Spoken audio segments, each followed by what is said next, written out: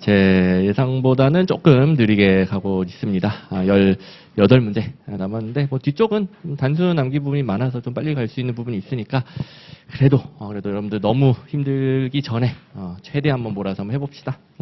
제가 이제, 너무 말하기 힘든 부분에, 좀 이렇게 혀가 좀 그래가지고, 말하는데, 아까 좀 전에 피맛이 나는 거예요, 피맛이. 그래가지고, 설마 했는데, 진짜 막 약간 이제 좀 자극을 많이 받는 것 같아요. 근데 그래도, 피는 나도 일단 마비는 돼가지고 오히려 말하기는 편해졌어요. 근데 어쨌든, 우리 온갖 역경을 같이 이겨내고, 참 이제 집중하기 힘들고 어려운 행정학이지만, 끝까지 한번 파이팅 해봅시다.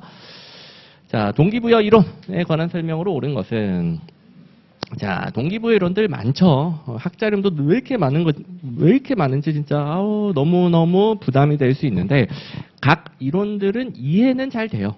근데 어떤 학자의 어떤 이론의 어떤 주장인지 매칭만 잘하시면 됩니다. 매칭만. 자, 보시면, 일단, 행정사 시험에 여태까지 많이 나온 게 내용이론, 과정이론 구분이에요.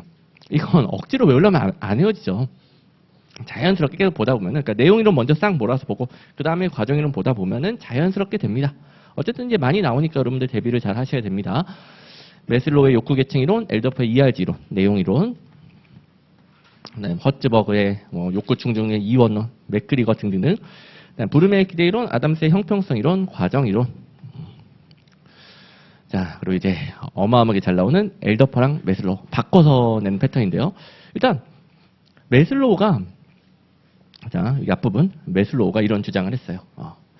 하위 욕구부터 인간의 욕구는 순차적으로 반려된다. 그러니까 하위 욕구가 만족되면 상위 욕구로 진행한다. 메슬로우가 주장을 했어요. 근데 그걸 보완하기 위해 이것뿐만 아니라 사람은 상위 욕구를 먼저 추구하다가 좌절되면 하위 욕구로 퇴행하는 좌절 퇴행도 있다라고 주장한 게 엘더퍼. 둘을 바꿔줘야 되겠죠. 엄청나게 잘 냅니다. 자, 그리고 3번. 만족을 주는 동기 요인과 불만족을 방지하는 위생 요인이 완전히 독립적이다 라고 주장하면은 허츠버그의 욕구 충족 요인 이원론이에요. 그 다음에 허츠버그가 공무원도 그렇고 행정사도 그렇고 단독 이론 중에서는 제일 잘 나오거든요. 그러면 방금 전에 동기 요인, 위생 요인을 구분했다고 했는데 그 예시가 뭐냐? 동기부여 되는 게 동기 요인이고, 그다음에 직무 그 자체에서는 만족감, 성취감, 자아 실현 이런 게 동기 요인이에요. 그러면 동기부여가 안 되는 위생 요인, 이건 보수, 대인관계, 작업 조건 등 직무 환경과 관련된 요인입니다. 이 자리는 동기 요인 자리가 와야 되겠죠. 동기 요인 예시들. 자, 그다음에 부름의 기대 이론은 기대치, 수단성, 유인가 정확하게 알아두면 됩니다. 근데 이거 좀 이따가 다시 그림으로 보여줄 건데, 노력이 성과로 연결되는가, 기대치, 성과가 보상으로 연결되는가, 수단성, 보상이 내 선호를 만족하는가, 유인가. 자, 그럼 일단은 여긴 제가 선지로 만들어 놓은 것들은 진짜 어마어마하게 중요한 내용들이에요. 제일 잘 나오고, 그 다음에 동기부여 이론은 너무 많기 때문에 이걸로 다 대비를 할 수가 없어요. 그래서 조금 더 보충을 해야 되는데, 메슬로우 하면은 욕구 계층 이론, 5단계 이론이라고도 하고, 말 그대로 계층을 나눴다. 그리고 그 계층에는 5가지가 있고, 메슬로우는 이것도 내요. 생존, 안전 욕구, 사회적 욕구, 존경 욕구, 자아 실현 욕구. 한 분이 질문하셨는데, 이게 마지막 40문제. 제일 가능성이 높은 40문제. 지만, 그래도 뭔가 다른 것들도 좀 혹시 모르니까 대비를 하고 싶잖아요. 그런 것들 여러분들 그동안 공부했던 거를 잘 믿어주시고, 그다음에 마무리는 이 40문제에 있는 거랑 그 다음에 제가 압축 정리 주잖아요. 그 안에 있는 거. 그걸 위주로 하시고, 너무 또 넓히지 마시고, 그 다음에 시간과 여력이 되면 그 외의 것들을 보는 거예요. 항상 이제 우선순위가 있어야 됩니다. 시간이 무한정하지 않기 때문에. 어쨌든 제가 이렇게 강의 시간에 알려준다. 마지막 마무리 강의인데도 알려준다. 이런 것도 내긴 낸다는 소리죠. 생한사전자 2문자 따서 순서도 외워주시고, 그 다음에 메슬로우가 주장한 것은 하위 욕구부터 인간은 추구를 하다가 하위 욕구가 충족되면 상위 욕구로, 이걸 이제 순차적 반로라고 그래요. 이걸 주장을 했는데, 그 다음에 이제 엘더퍼를 보시면 일단 첫 번째 차이점 바로 눈에 보이는 거 있죠. 3개로 바뀌면 3개. 5개가 아니라 3개. 또 엘더퍼는 이론 이름이 ERG예요. ERG. 존재, 관계, 성장. ERG 이론. 그대로입니다. 자, 그리고 미리 떴는데 메슬로우와 차이점은 엘더퍼는 인간은 상위 욕구부터 추구한다. 그리고 그게 좌절되면 퇴행하더라. 완전 반대죠. 물론 엘더퍼도 이걸 인정하긴 해요. 이거랑 이것까지도 함께 제시를 했고요. 더 강조한 것은 좌절, 퇴행이 되겠습니다. 그럼 이제 차이점이 바로 2가지가 보이죠. 2가지. 자, 그리고 이제 한 가지만 더 하시면 되겠는데, 자, 얘는 했고 얘도 한 거고요. 메슬로우 같은 경우에는 무조건 하나의 욕구만 동기부여해요. 예를 들어 너무너무 배가 고파. 생존 욕구 단계에 있어. 그러면 딱 배고픔을 해결해주는, 생존을 해결해주는 것만 동기부여할 수 있어요. 다른 욕구들은 몰라요. 근데 이제 배고픔이 채워졌어. 이제 배가 안 고프니까 생존 욕구는 더 이상 동기부여 못하고, 그 다음에 안전 욕구. 이렇게 무조건 하나만 동기부여한다면은 엘더퍼는 이 욕구들 다 복합적으로 작용할 수 있어 라는 것을 인정합니다. 3가지가 바꾸면 땡. 제일 잘 나오는 것들. 엄청나게 됩니다. 자, 제가 이제 쉬는 시간에 질문도 받고 여러분들 하는 얘기를 살짝 들어보니까 준비가 어느 정도 되신 분들도 있고, 아직 이제 행정학은 그러니까 올해 행정사 시험 자체가 준비가 좀 부족해서 행정학에 대해서 아직 많이 부족한데 좀 경험해 보려는 분들도 있는 것 같아요. 근데 애매한 분들, 좀만 더 하면 될 것 같은데 애매한 분들 있죠. 애매한 분들 같은 경우에는 지금 여기 있는 내용들 뭐 하나하나 다 이해할 시간은 없고요. 문제를 잘 풀어요. 문제. 그럼 제가 2학자 2개 특징 바꿔서 땡 잘 나온다. 그걸 받으면은 시험장에서 바뀌어 있는 것들이 눈에 딱 들어와요. 그럼 이제 실력은 좀 부족할 수 있어도, 내용에는 좀 부족할 수 있어도 점수는 더 잘 나옵니다. 그리고 이제 다른 동기부여는 워낙 많고 이것도 다 잘 나오고 하니까 다른 것들도 볼 건데, 맥그레거의 XY 이분법적이라서 아주 쉬워요. X 이름도 뭐 미성숙인, 합리적 인간관 이런 거 보이죠? 돈 주면 일한다. 그리고 일을 다 시켜줘야 되겠고, 뭐 일하는 만큼 돈 줘야 되겠고, 뭐라고 하고 못하면 벌칙도 줘야 되겠고, 한마디로 일하기 싫은 거예요. 근데 억지로 일을 시키는 거죠. 근데 Y이론, 성숙인 자아실현이, 그거는 스스로 알아서 합니다. 아질리스도 미성숙인 X이론, 성숙인 Y이론, 이렇게 같이 정리해도 상관이 없는 이론. 이분법적인 이론들은 쉽고, 그 다음에 제일 잘 나오는 게 허츠버그. 얘도 나름 이분법적인 틀이 보이는데, 허츠버그의 가장 중요한 주장은 욕구 요인은 2개고, 그 2개가 동기 위생 요인이고 완전히 별개다. 완전히 별개다. 그러니까 위생 요인은 충족되면 불만족이 방지되는, 한마디로 뭐 예를 들어 지금 우리 강의실 너무 더럽고 막 벌레 나오고 막 그래. 공부하기 싫어지죠. 또 불만이 막 쌓이죠. 그런 요인들이에요. 그런데 우리가 뭐 강의실이 깨끗하다라고 열심히 공부하는 거 아니죠. 그러니까 이거는 위생 요인은 충족되면 불만족을 방지하지만 동기부여까지는 못하는 거예요. 열심히 하려면 동기 요인, 만족을 주는 요인이 만족이 되는 거예요. 자, 그래서 완전히 별개고, 위생 요인은 동기부여 못한다. 위생 요인은 동기부여 못한다. 이게 첫 번째 주제 포인트. 그 다음에 예시들, 위생 요인은 제가 예를 든 것처럼 직무 환경이에요. 보수, 대인관계, 작업 조건 등등등. 그다음에 내가 만족을 해서 열심히 일하게 만드는 게 직무 그 자체에서 오는 뭐 만족도, 성취감, 책임감, 인정감. 그다음에 뭐 승진 같은 경우는 허츠버거는 여기다 놨어요. 뭐 승진이 뭐 자기 발전과 관련되는 요인이다라고 여기다 놨습니다. 어쨌든 2개. 자, 완전히 별개. 그다음에 2개 특징 바꾸면 땡. 이런 것들을 주제하게 됩니다. 허츠버그, 욕구 충족인 이원론. 그 다음에 이제 맥클랜드 같은 경우에는 좀 덜 나오는 이론이긴 해요. 근데 행정사 시험에는 요 내용이 좀 많이 언급이 됐어요. 자, 맥클랜드도 메슬로우를 보완하는데, 메슬로우는 모든 인간의 욕구는 생안사존자. 그러니까 욕구 계층이 똑같다고 본 거예요. 근데 맥클랜드는 아니야. 욕구는 학습되는 거라서 욕구 계층이 다를 수 있어. 라는 것을 주장했습니다. 그러면 메슬로우랑 비교되는 포인트만 잘 챙기면 되는 이론이에요. 그러면서 맥클랜드는, 자, 그러면서 세 가지 욕구를 주장했는데, 자, 다 다를 수 있는데 대표적으로 성취, 권력, 친교 또는 자율 욕구가 있더라. 그리고 셋 중에서 뭐가 충족될 때 가장 생산성이 높다라고 주장을 하는데 셋 중에 뭘까요? 셋 중에 뭘까요? 그죠? 이름에 다 힌트가 있죠. 성취 욕구. 성취 욕구가 충족되면 가장 생산성이 높다라고 합니다. 이 정도면 충분. 자, 그 다음에 이제 여기서부터는 과정 이론들. 앞에는 내용 이론이었고 일부러 구분해놨어요. 과정 이론들인데 대표적으로 아담스의 형평성.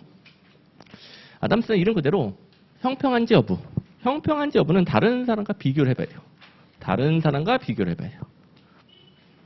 그래서 핵심은 다른 사람과 비교했을 때, 뭐 대표적으로 투입한 내용에 비해 보상을 비교해봤을 때 공정하다, 형평하다, 뭐 하던 대로 하는 거예요.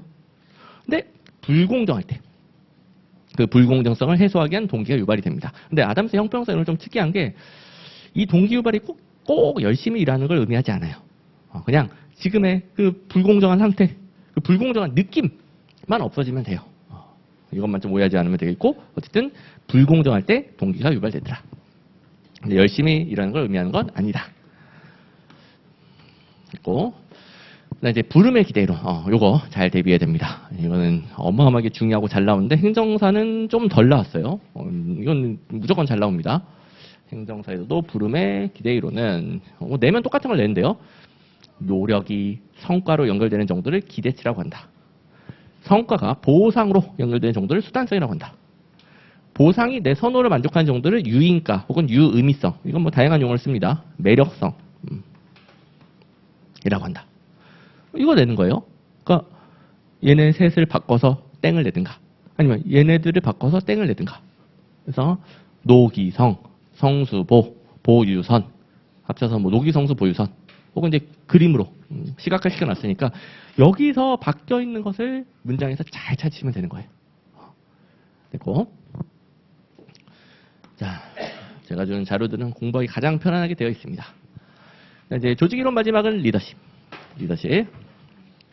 자, 리더십이 요새 뭐 학계에서도 관심이 많고 모든 시험에서 잘 나오고 있습니다. 근데 이제 제일 잘 나오는 것은 변혁적 리더십. 변혁적 리더십. 행정사에서는 변혁적 리더십이 제일 잘 나오고 있어요. 물론 그 외에 제가 정리해 놓은 것들, 지금 여기 다 땡인데 내용은 중요해요. 자, 변혁적 리더십에서 땡이라는 소리고 내용은 행정사에서 계속 나오고 있는 내용들. 자, 일단 1번.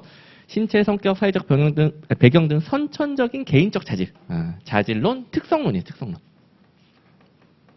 개인의 좀 타고난 특성 강조하는 게 특성론. 2번. 리더가 조직 생산성 형성의 효과적인 행동을 훈련을 통해 습득하면 발휘할 수 있다. 타고나는 거 말고 가장 효과적인 행동을 찾아. 그걸 리더가 습득해서 발휘하면 돼. 행태론적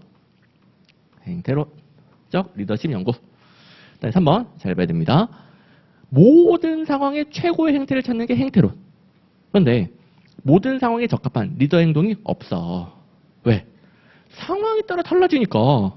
자, 행동 나왔다고 해서 행태론이라고 하면 안 돼요. 행동은 상황에 따라 달라져야 돼. 상황론. 상황론적 리더십 연구. 얘네들끼리도 서로 바꿔가지고 냅니다. 그 다음에 4번. 전통적인 관료제, 거래적 리더십이에요. 우리가 가장 익숙한 전통적 관료제, 거래적 리더십. 조직 구성원의 노력과 성과에 대해서 합리적인 보상. 그리고 특별히 너무 성과가 낮은 저성과자만 예외적으로 관리를 하는 거예요. 이게 거래적 리더십. 자, 일단 3개끼리 낸다라고 했고, 변혁적 리더십, 거래적 리더십 주로 비교해냅니다. 변혁적 리더십, 거래적 리더십 특성 바꾸면 땡. 그러면 이제 변혁적 리더십 가보시면 리더는 바람직한 미래의 모습은 비전을 제시해요. 뭐 제가 여러분들에게 이렇게 공부하면은 금방 합격할 수 있어 라고 비전을 제시하면 여러분들이 그걸 공유합니다. 자, 공유하지 않으면 하던 대로 하겠죠. 근데 제가 제시한 비전을 공유하면 제가 그 리드하는 방향으로 여러분들이 바뀌겠죠. 이렇게 비전을 달성하기 위해 같이 변화를 추구하는 거예요. 변화. 그래서 변혁적 리더십. 이걸 위해서 제가 여러분들 뭐 이렇게 공부하면 되긴 될 거예요 보다는 제가 강력하게 이끌어줘야죠. 그죠? 이렇게 하면 진짜 금방 점수 나온다. 카리스마죠. 리더십도 필요하고. 그러니까 개인의 능력, 제 능력을 보여주는 것도 필요하고. 여러분들 해도 안 돼요. 행정학 때려치세요. 이러면 또 안 되겠죠. 영감적 리더십, 할 수 있다라고 자신감을 심어줘야 되겠고. 그다음에 그동안 뭐 수험생들이 고생하고 행정학 어려워하던 방식 말고 지적 자극, 여러분들 더 빨리 합격할 수 있게끔 지적 자극, 새로운 방식을 제시해줘야 되겠고. 여러분들마다 다 개인적으로 다르니까 개별적 배려, 뭐 질문을 받는다든가 개별적 배려가 필요하겠죠. 그래야 여러분들이 제가 제시하는 비전을 공유하고 함께 변화를 추구할 수 있겠죠. 그래서 이 네 가지가 변혁적 리더십의 구성 요소가 되는 겁니다. 자, 그래서 정답은 5번이고. 자, 그럼 일단 변혁적 리더십, 거래적 리더십, 이게 뭐 제일 중요하니까 여기까지 정리하고 설명은 다 했어요. 정리하고 그다음에 리더십은 이론들이 아주 많은데 동기부여 이론보다는 조금 덜 나아요. 나머지 이론들은. 그래서 여기에는 못 들어갔습니다.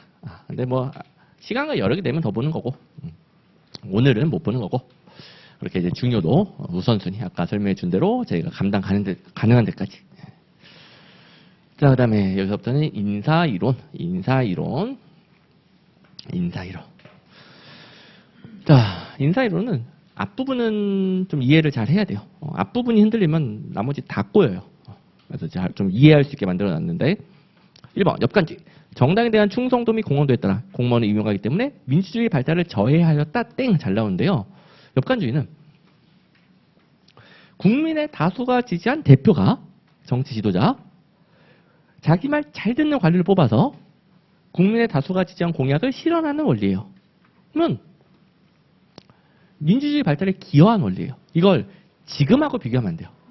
옆간주의 전에 비해 민주주의 발달에 기여한 제도가 되겠습니다. 지금과 비교하면 안 됩니다. 기준도 챙기시고 그에 비해 실적주의는 능력, 자격 등 객관적인 기준을 공개 경쟁 채용 시험으로 검증해서 뽑는 거죠. 지금 뭐 공무원들 시험 쳐서 뽑잖아요. 그게 실적주의. 그러면 공무원의 정치적 중립성이 증가합니다. 자, 아주 중요해요. 옆간주의는 자, 국민의 다수가 지지한 공약을 실현하긴 용이하지만 공무원들에게 정치 지도자가 부당한 압력을 행사해도 공무원들은 어쩔 수 없이 들어야 돼요.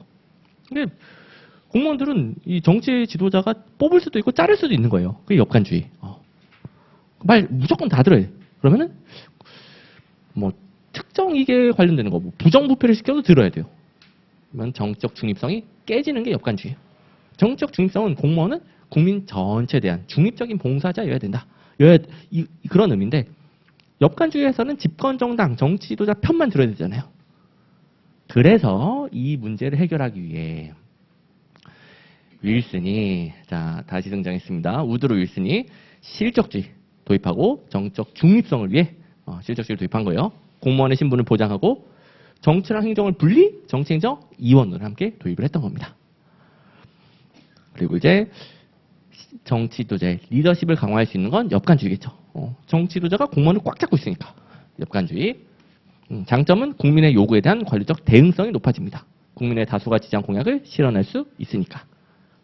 이걸 이해하면 이런 것들 공짜예요. 그리고 그다음에 이제 직업공무원제.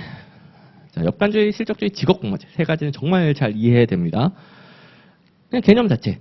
젊고 유능한 인재들이 공직을 평생 직업으로 선택해요. 근무하도록 하는데 아니 뭐 아무것도 주지도 않고 평생 봉사해. 말이 안 되죠. 뭔가 줘야 돼. 국가가 줄 수 있는 건 안정성이죠. 신분 보장이죠. 이게 직업공무원제. 직업공무원제는 자, 민간 기업처럼 뭐 성과에 따라서 성과급을 막 차등해서 준다든가 혹은 일 못하면 아예 잘라버린다든가 이런 식으로 관리하기엔 힘드니까 국가는 대신에 국가가 줄 수 있는 걸 주겠다. 그게 국가는 망하지 않으니까 평생을 보장해 주는 거죠. 대신에 봉사만 해. 국민 전체에게 봉사만 해. 그게 되려면 구성 요소들이 있어요. 일단 계급제. 자, 계급제는 오래 일하면 계급이 올라가는 거예요. 그냥 뭐 능력이 부족해도 뭐 성과가 약해도 그냥 오래 일하면 올라가요. 그리고 계급이 올라갈수록 권한도 커지고 보수도 많아지고 부하도 많아지고 한마디로 계급제는 오래 일할수록 대우가 좋아지는 거예요. 폐쇄형 충원. 자, 한 번 들어오면은 그 사람만 계속 줄줄이 승진하는 것이지 외부에서 뺏어가진 않습니다. 외부 사람이 막 중간에 막 4급, 5급 못 들어옵니다. 폐쇄형. 네, 버텼는데 외부 사람이 뺏어가면 안 되죠. 일반 행정가지. 제가 자꾸 승진을 이렇게 시키잖아요. 직업 공무원제는 이왕 평생 봉사시킬 거면은 여러 업무를 섭렵하도록 만들어서 조직 전체의 관리자로 양성을 하는 거예요. 그게 일반적인 업무를 다 할 줄 안다. 조직 전체를 관리한다. 일반 행정가. 그다음에 5번에 강력한 신보장. 아니 뭐 버티고 있는데 잘라버리면 안 되겠죠. 신분을 보장해 줍니다. 이렇게 직업 공무원제를 이해해야 다른 것들이 잘 들어옵니다. 그러면 웬만하면 한 번 들어오면 안 나가겠죠. 행정의 안정성과 계속성을 확보할 수 있습니다. 대신에 아이고 뭐 잘리지도 않고 흔히들 말하는 뭐 철밥통이네. 일 열심히 안 해도 되겠네. 공무원의 무사한 일. 혹은 아니, 봉사는 안 하고 자기에게 주어진 특권만 지키려고 하는 거예요. 특권 집단화가 초래될 수 있겠죠. 자, 그러면 세 가지 제도들을 이렇게 한번 이해를 해봤고, 자, 간략하게 한번 정리를 해봅시다. 여기는 엽관주의 이전이에요, 이전. 이때는 미국 설립한 지 얼마 안 됐을 때, 미국 설립한 사람들이 소수 기득권층과 함께 관료를 독점했었었는데, 그 독점을 해체시키는 원리가 엽관주의예요. 여기가 엽관주의입니다. 이제 너네 말고 모든 국민에게 공직을 개방하겠다. 근데 누가 관료가 됐냐? 집권정당, 대통령을 배출한, 그러니까 그 대통령을 배출한 집권정당에 충성하는 사람을 관료로 뽑아주겠다. 어쨌든 모든 사람들이 관료가 될 수 있는 길이 열렸죠. 자기가 지지하는 사람이 대통령만 되면 되니까. 그리고 이런 방식이다 보니까 국민의 대표가 국민의 다수가 지지한 공약을 말 잘 듣는 관료와 함께 실현할 수 있더라. 대신에 부당한 압력을 행사해도 말을 들어야 되니까 정치적 중립성이 저해될 수 있더라. 그걸 보완하기 위해 실적주의가 도입되게 됩니다. 실적주의. 실적주의는 어떻게 돼 있다? 여기는 엽관주의였고 이렇게 끊어줘야 됩니다. 이렇게. 정치에서 관료를 못 뽑아요. 시험 쳐서 능력을 검증해서 따로 뽑게 되는 겁니다. 구조를 이해한 다음에 자, 간략하게 장단점 정리를 해볼 건데 엽관주의 같은 경우에는 처음에 그 소수 기득권층, 특정 지역 및 계층 중심의 관료 파벌을 해체시키는 원리였고요. 그다음에 요게 다 같은 말이에요. 같은 말. 말 잘 듣는 관료와 함께 국민의 다수가 지지한 공약을 실현한다. 같은 말이에요. 정당 정치를 통한 민주주의 발달, 정치 지도의 행정 통솔력 강화, 관리제도적 리더십 강화, 행정에 대한 민주적 통제 강화, 국민의 요구에 대한 대응성 향상. 그리고 단점은 이거 자세히 설명을 했고, 그다음에 부정부패가 또 초래될 수 있어요. 매감 매직이 나타나는 거죠. 뭐 충성도를 정치원급을 얼마나 갖다 바치냐, 이걸로 판단해가지고 많이 바치면 높은 계급을 주고 하는 거죠. 그리고 집권정당이 바뀌면 관료들이 싹 다 교체가 됩니다. 행정의 계속성, 안정성, 일관성도 저해가 돼 있고 능력을 뽑는 게 아니죠. 능률성, 전문성도 저하되게 됩니다. 그다음에 실적주의 같은 경우에는 이제 능력을 검증해서 능력 있는 관료를 뽑게 됩니다. 자, 그래서 보시면 실적주의는 엽관주의의 폐해를 극복하게 들어온 거고요. 그다음에 행정의 전문성, 능률성 때문에 들어온 거고요. 그다음에 과학적 관련도 같은 맥락입니다. 그다음에 여기는 이제 가끔씩 내니까 참고를 해두는데요. 가필드 대통령이 엽관주의 하에서 대통령이 됐는데 그 지지자 중에 하나가 자기가 원하던 관직을 못 받은 거예요. 그래서 가필드 대통령을 암살해 버렸어요. 이것도 엽관주의 폐해죠. 이런 것도 있고. 그다음에 미국은 펜들턴법을 처음 도입했고 영국은 추미론령으로 처음 도입을 했는데, 자, 이게 실적주의 시험 치는 거잖아요. 시험 치는 거. 그러니까 펜을 들어야 시험 치겠죠? 미국은 펜 들어서 시험 친다. 미국은 펜 들어서 시험 친다. 이 정도로만 참고를 해주세요. 됐고. 그다음에 이제 실적주의의 내용. 자, 이 두 가지 기준을 뽑다 보니까 이제 정치인들이 못 뽑아요. 그다음에 시험을 잘 쳐야지. 뭐 정치인들에게 충성할 필요가 없죠. 정치적 중립성이 강화됩니다. 공무원의 신분도 보장해주고, 그다음에 시험 제도만큼 기회 균등한 게 없죠. 기준도 객관화되고, 인사위원회를 설치하게 되는데 중요한 건 여기예요. 중요한 건 집권 정당으로부터 독립되어 있는 초당적인 중앙 인사위원회를 설치하게 됩니다. 그다음에 능력을 뽑는다. 능력주의. 실적주의도 나름 한계가 있겠죠. 여기는 됐고, 실적주의의 한계 보시면 아까 엽간주의 장점 있잖아요. 이 앞부분. 엽간주의 장점이 다 사라지는 거예요. 이제 정치 지도자가 공무원들을 강력하게 통제할 수가 없죠. 그래서 엽간주의 장점이 사라지고. 그다음에 이게 이제 중요합니다. 이게 실적주의에서 공무원이 되려면은 시험을 잘 봐야 돼요. 그러면 공무원들은 시험 잘 본 사람. 획일화 된다는 소리죠, 획일화. 아예 정말 다양한 사람들, 다양한 집단들이 있는데 공무원들은 획일적인 집단이 돼요. 그럼 다양한 요구들을 이해하지 못하고 대응하기가 어려워지겠죠. 그래서 이 점에서 소극적이다, 형식적이라고 하고요. 이걸 보완하기 위한 제도들이 대표관료제. 자, 지금 필기할 필요 없어요. 뒤에 또 나옵니다. 뭐 다양성 관리 등등이 되는 거예요. 이게 다 공무원의 다양성을 높이고 다양한 집단에 대한 대응성을 높이기 위한 제도들이 되는 겁니다. 실적주의가 지금 뭐 공무원 인사제도의 기본이란 말이에요. 그러다 보니까 그 단점을 보완한 제도들이 요즘 들어서 또 잘 나오고 있는 거죠. 그다음에 직업공무원제는 아까 자세히 했으니까 키워드만 보겠습니다. 평생을 국민을 위해 봉사시키는데 그냥은 아니다. 그냥은 아니다. 자, 한번 들어오면은 너 그냥 오래 일하면 계급이 올라가. 그리고 외부에서 네 자리 못 뺏어가. 너는 순차적으로 승진할 거야. 그리고 이왕이면은 다양한 업무 섭렵해서 조직 전체의 관리자로 양성을 할 것이고.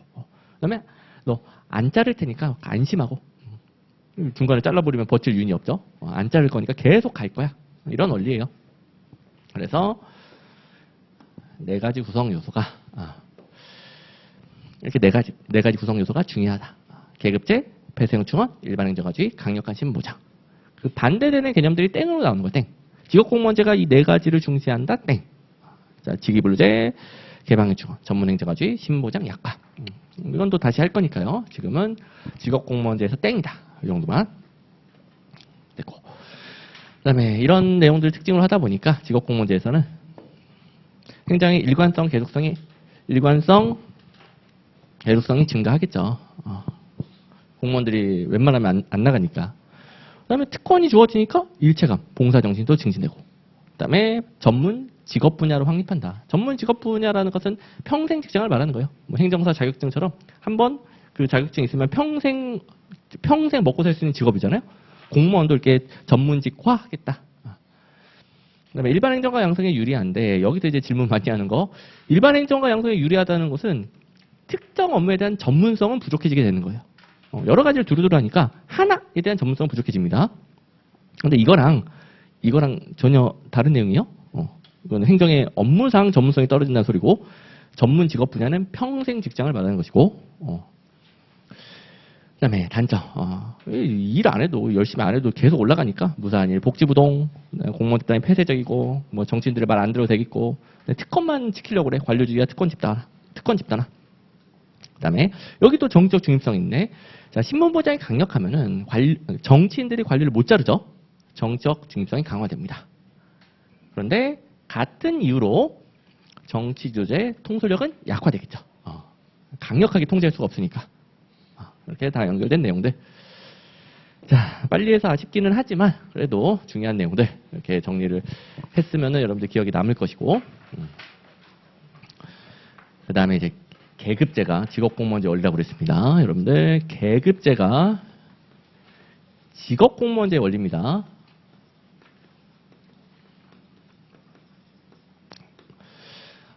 참고로 여러 제도들, 여러 개념들은 사실 뭐 절대적인 관계는 별로 없어요. 뭐 이렇게 비교할 때는 얘가 더 중요하고 저렇게 비교할 때는 이게 더 중요하고 절대적인 관계는 없는데 아까 계급제, 폐쇄형 충원, 일반 행정가주의, 강력한 신분보장은 무조건 직업공무원제랑 같이 가는 거예요.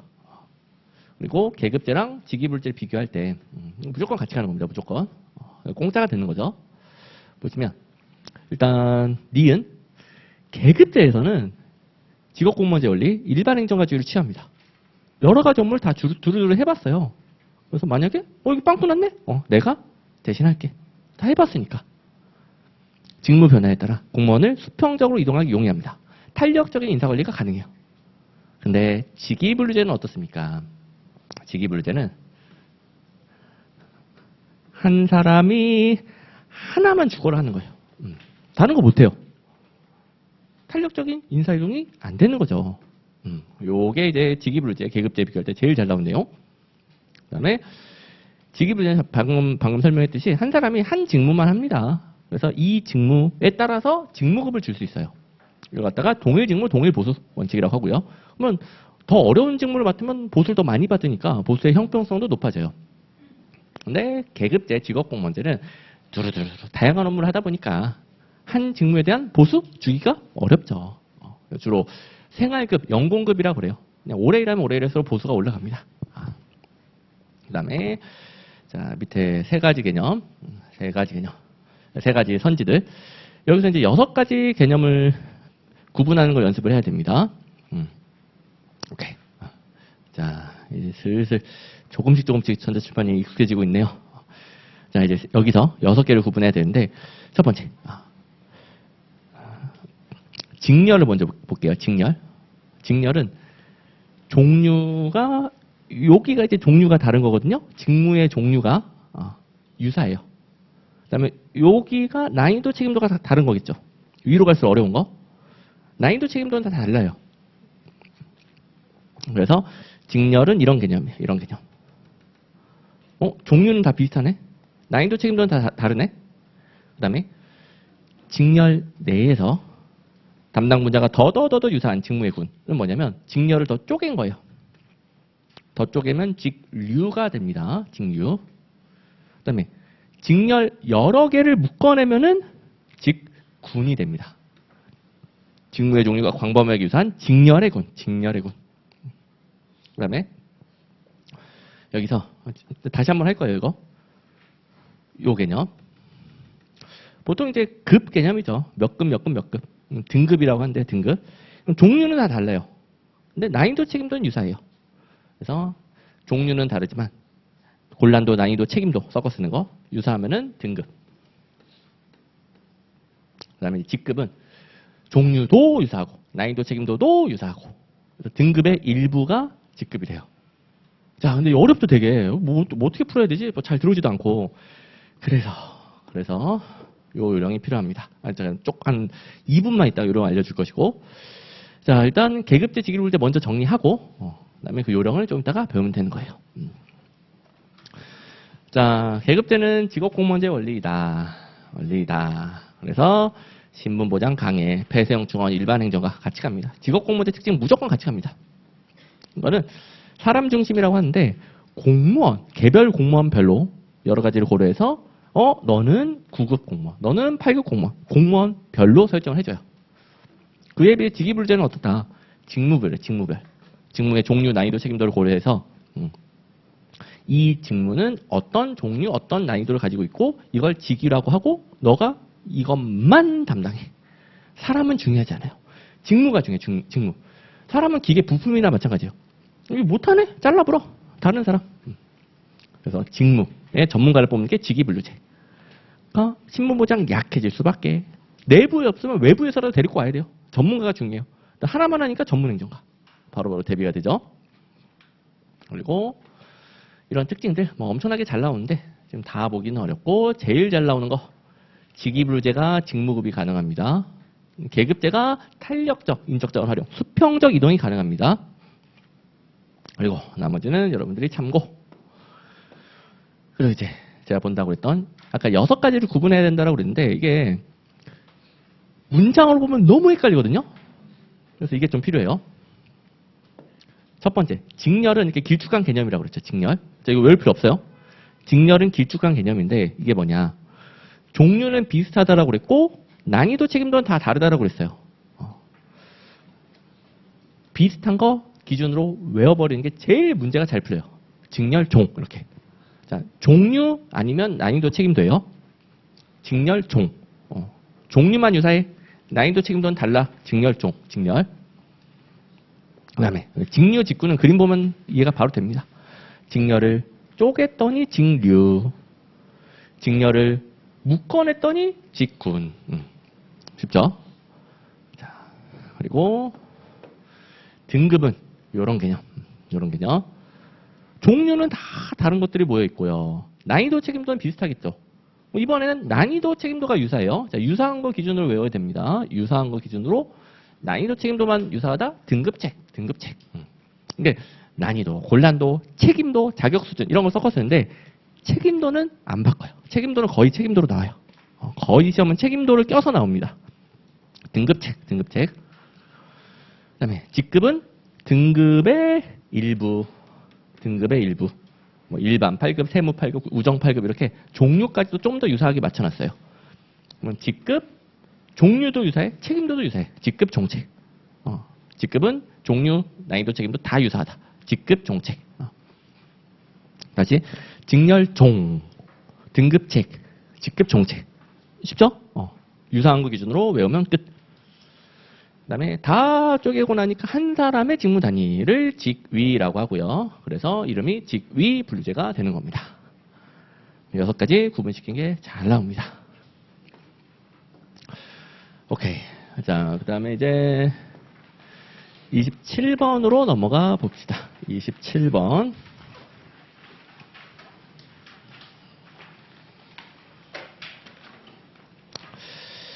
자, 27번. 대표 관료제.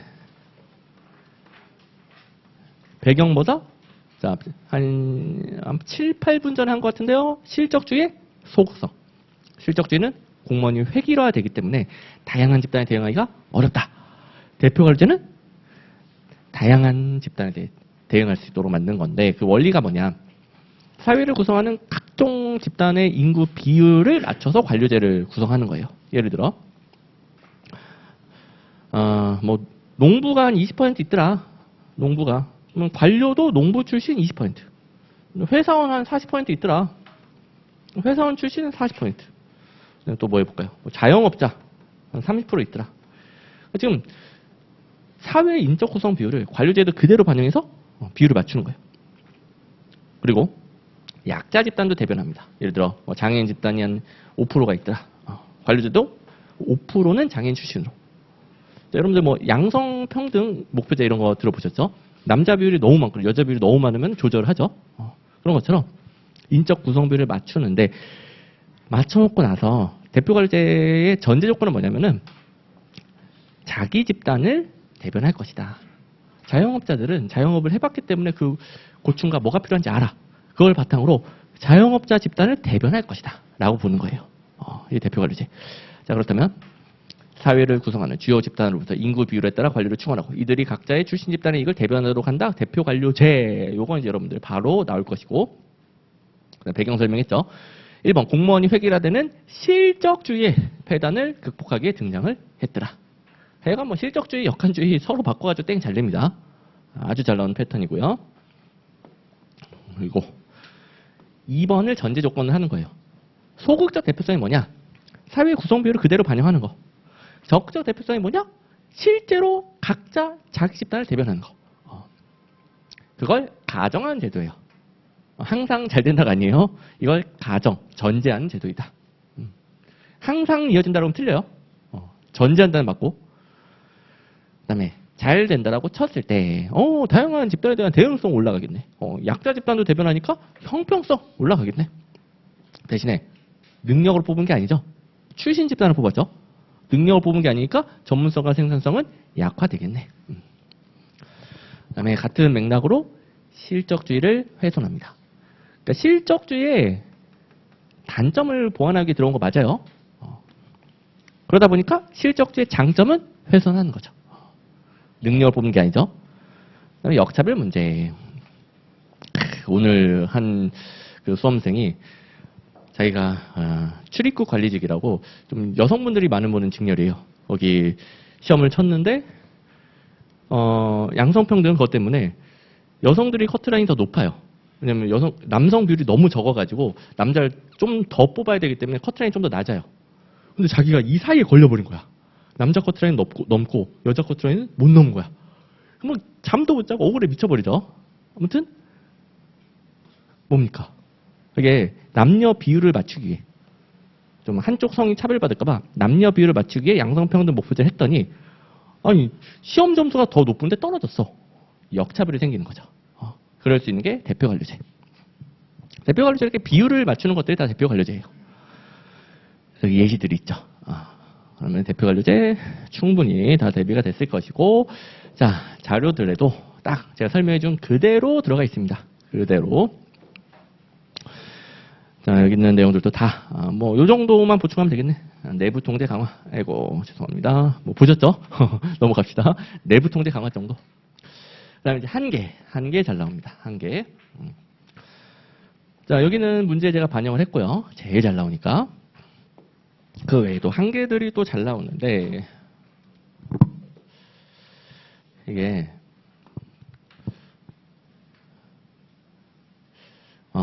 관료는 공익을 대변한다. 당연히 맞는 말이잖아요.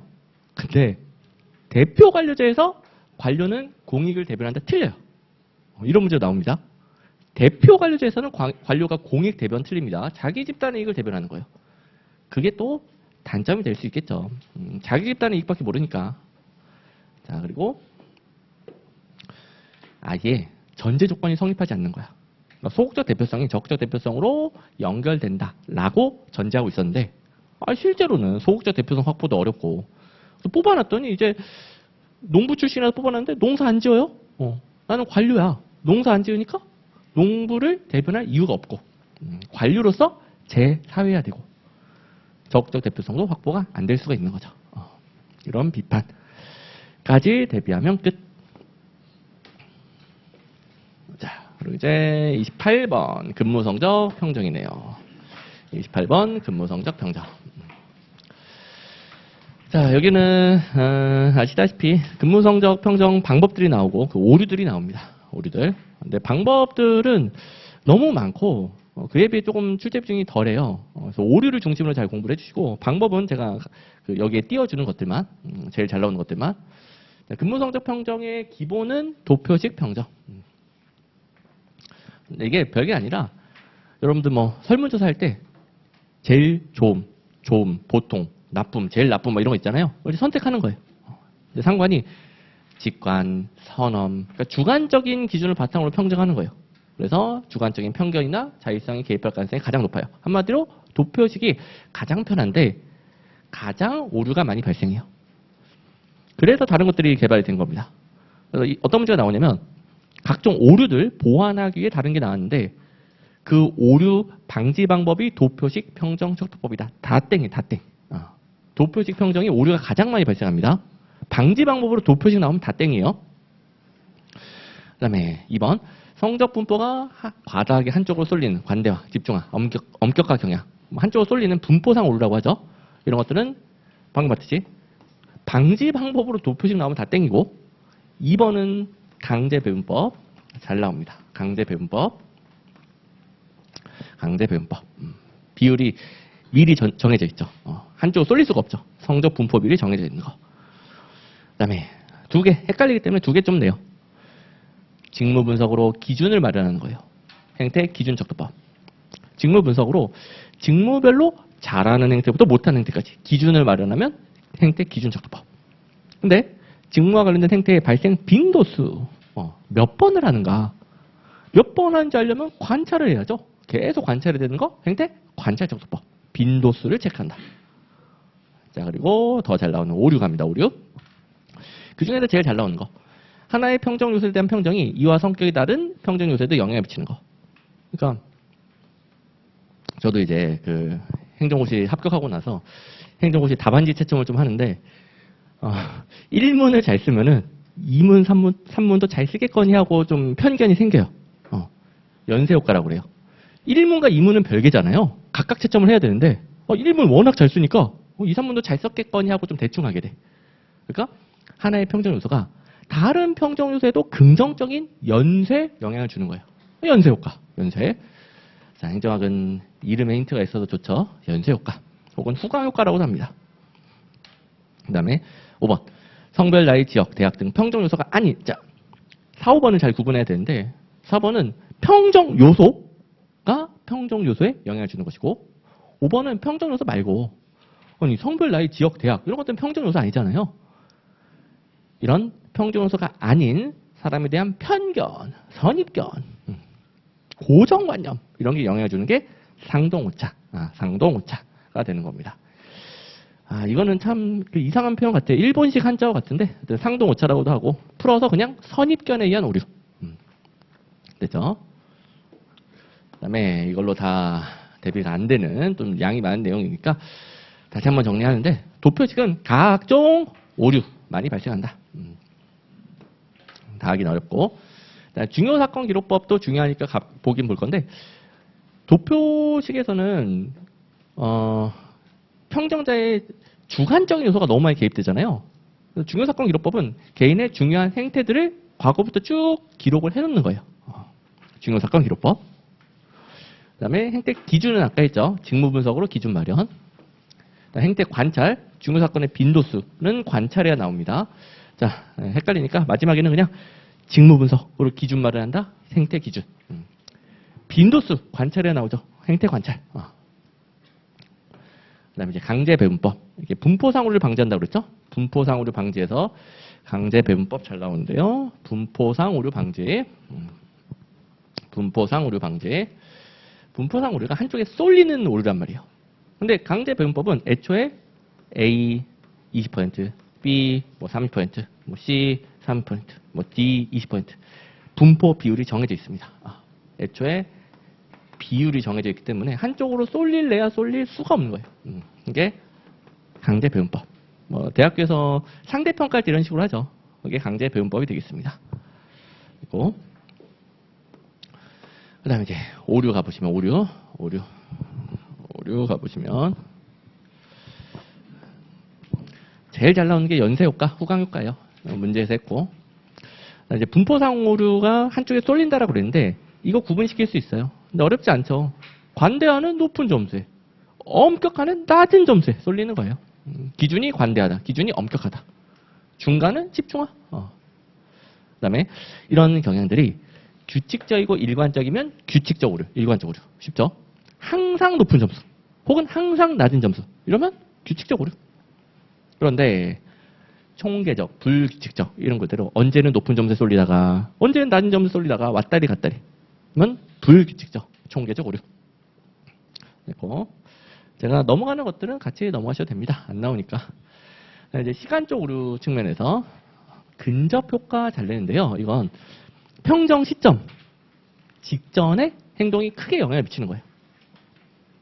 자, 엄청 성실하게 근무하던 사람이 평정 하루 전날 모르고 무단 결근했어. 이놈 무단 결근했네.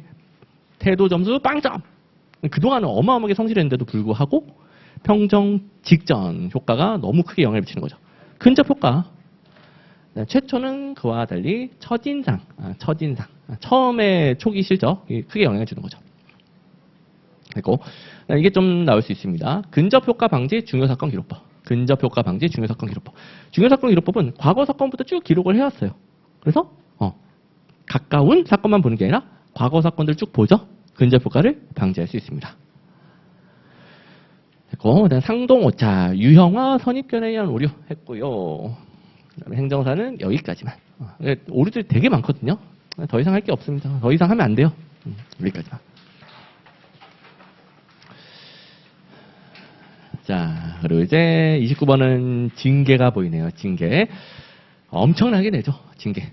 이거 이제 뭐 이해할 게 없어요. 그냥 외워서 가면 됩니다. 외우면 무조건 아주 고마운 문제가 됩니다. 징계의 종류. 파, 해, 강정, 감, 견. 제가 앞글자 따주는데 6개만 징계라고 하고요. 나머지를 징계라고 하면 다 땡입니다. 다 땡. 이게 공무원이 잘못해서 불이익을 준다라고 해서 전부 다 징계인 게 아니에요. 징계랑 직권만지 당연히 다 별개제도예요. 별개제도. 그러니까 헷갈릴만 하죠. 잘못해서 벌 주는 거 아닌가? 그럼 징계 아닌가? 그래서 시험에 잘 나는 겁니다. 징계랑 별도. 그리고 강등입니다. 강등. 강임아니에요. 3번이 징계로서 강등이에요. 3번. 1개가 말해로 직급을 내리고 공무원 신분을 보유하나 3개월간 직무에 종사하지 못하며 그 기간 중 보수의 전액을 감한다. 강등이 되겠고요. 그 다음에 보는 김에 4번 정직은 1에서 3개월 이하 기간으로 하고요. 그 기간 동안 보수에 역시 전액을 감합니다. 전액. 강등하고 정직은 보수를 그 기간 동안 보수를 전액 삭감해요. 전액 삭감. 이거 어마어마하게 잘 냅니다. 그 다음에 이런 기간들도 낼 수 있어요. 강등 3개월, 정직은 1에서 3개월, 그다음에 감봉은 역시 1에서 3개월, 1에서 3개월. 네, 감봉은 3분의 1만 감합니다.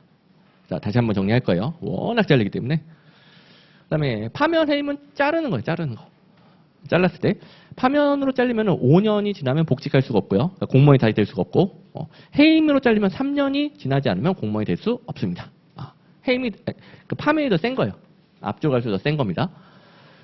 이게 잘 외워지신 분들은 이런 문제 고맙죠.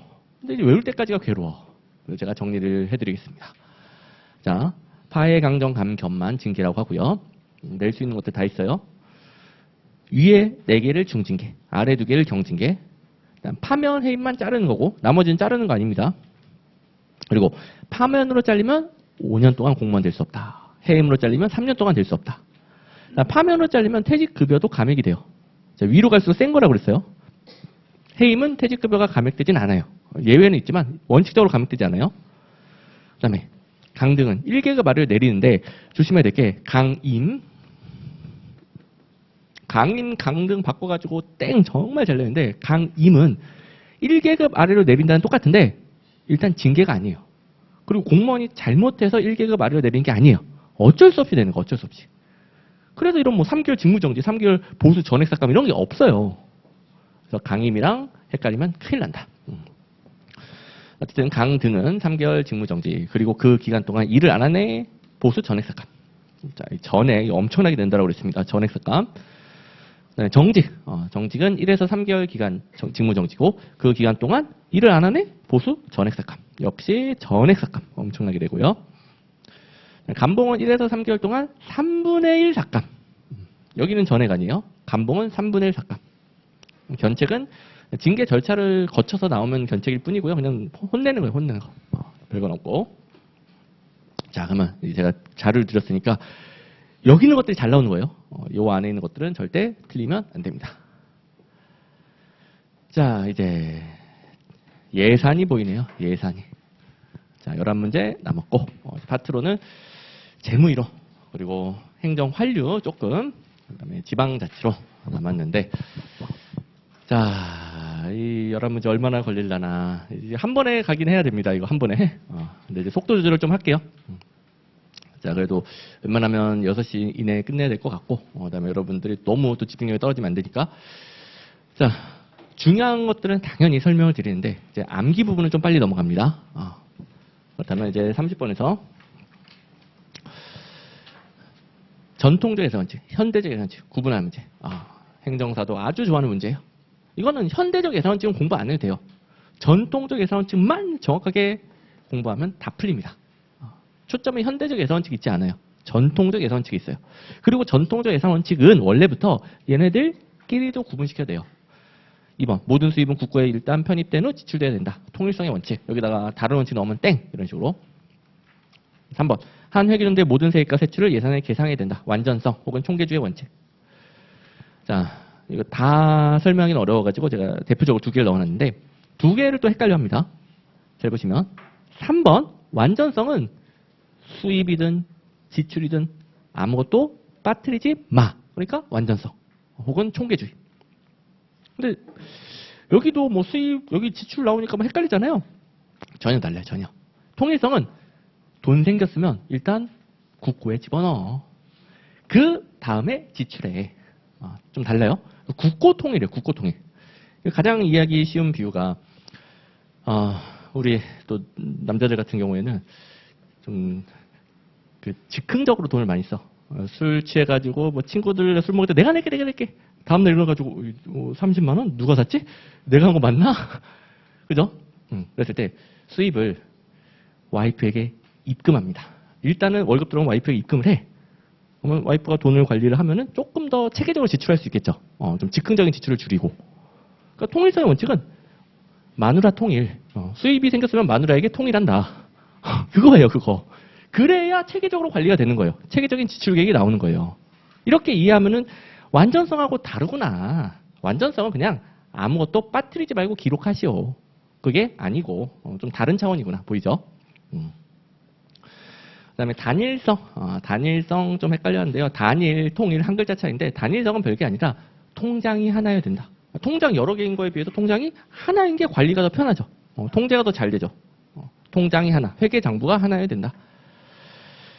자, 그리고 한정성, 한정성 등등 다른 것들은 조금 이따가 필요한 것만 보고요.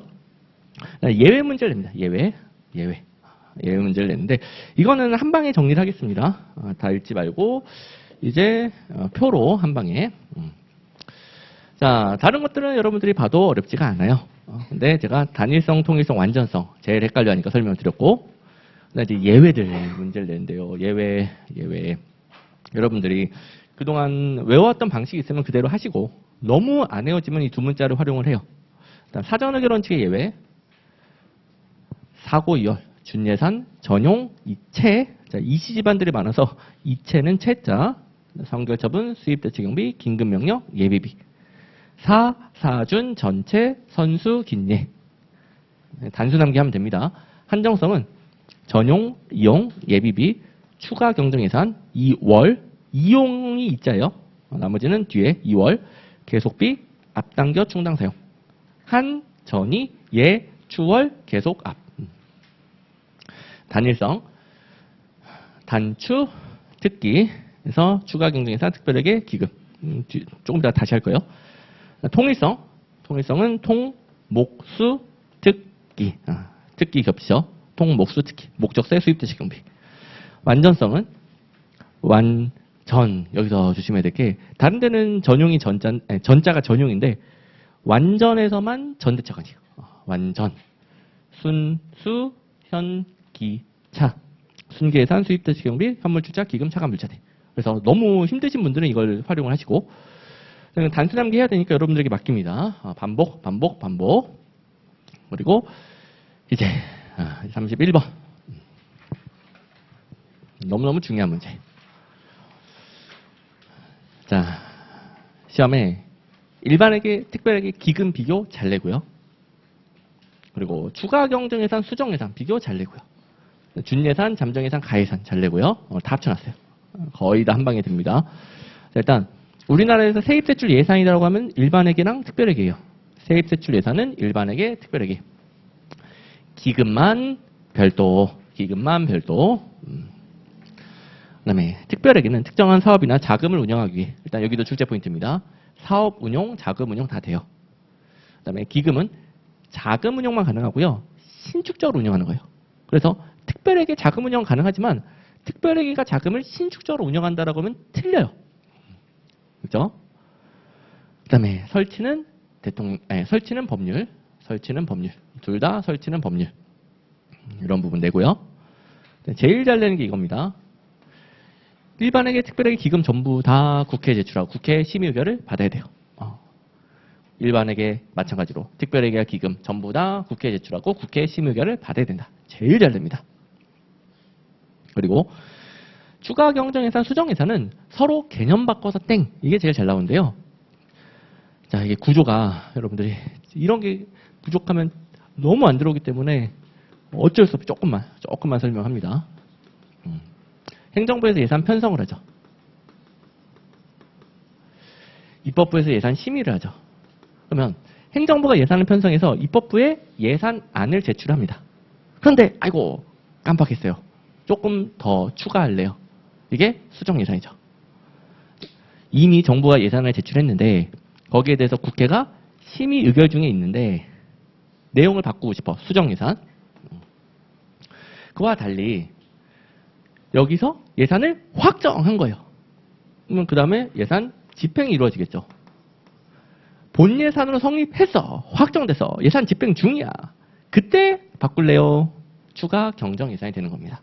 이미 확정적으로 성립된 본 예산을 집행하는 중에 내용을 변경하는 것은 추가 경정 예산. 뭐 어딘지 나오죠.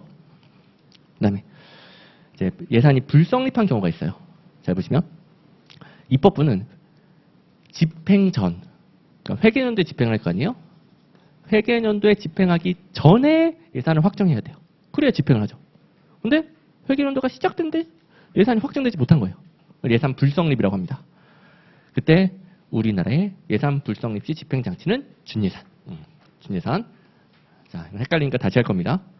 그리고 잠정예산, 가예산, 준예산이 다 예산 불성립시 집행장치인데 우리나라가 준예산이고 우리나라 준예산은 국회 의결을 받을 필요가 없어요. 자, 너무너무 어렵고 암기하기가 힘들죠.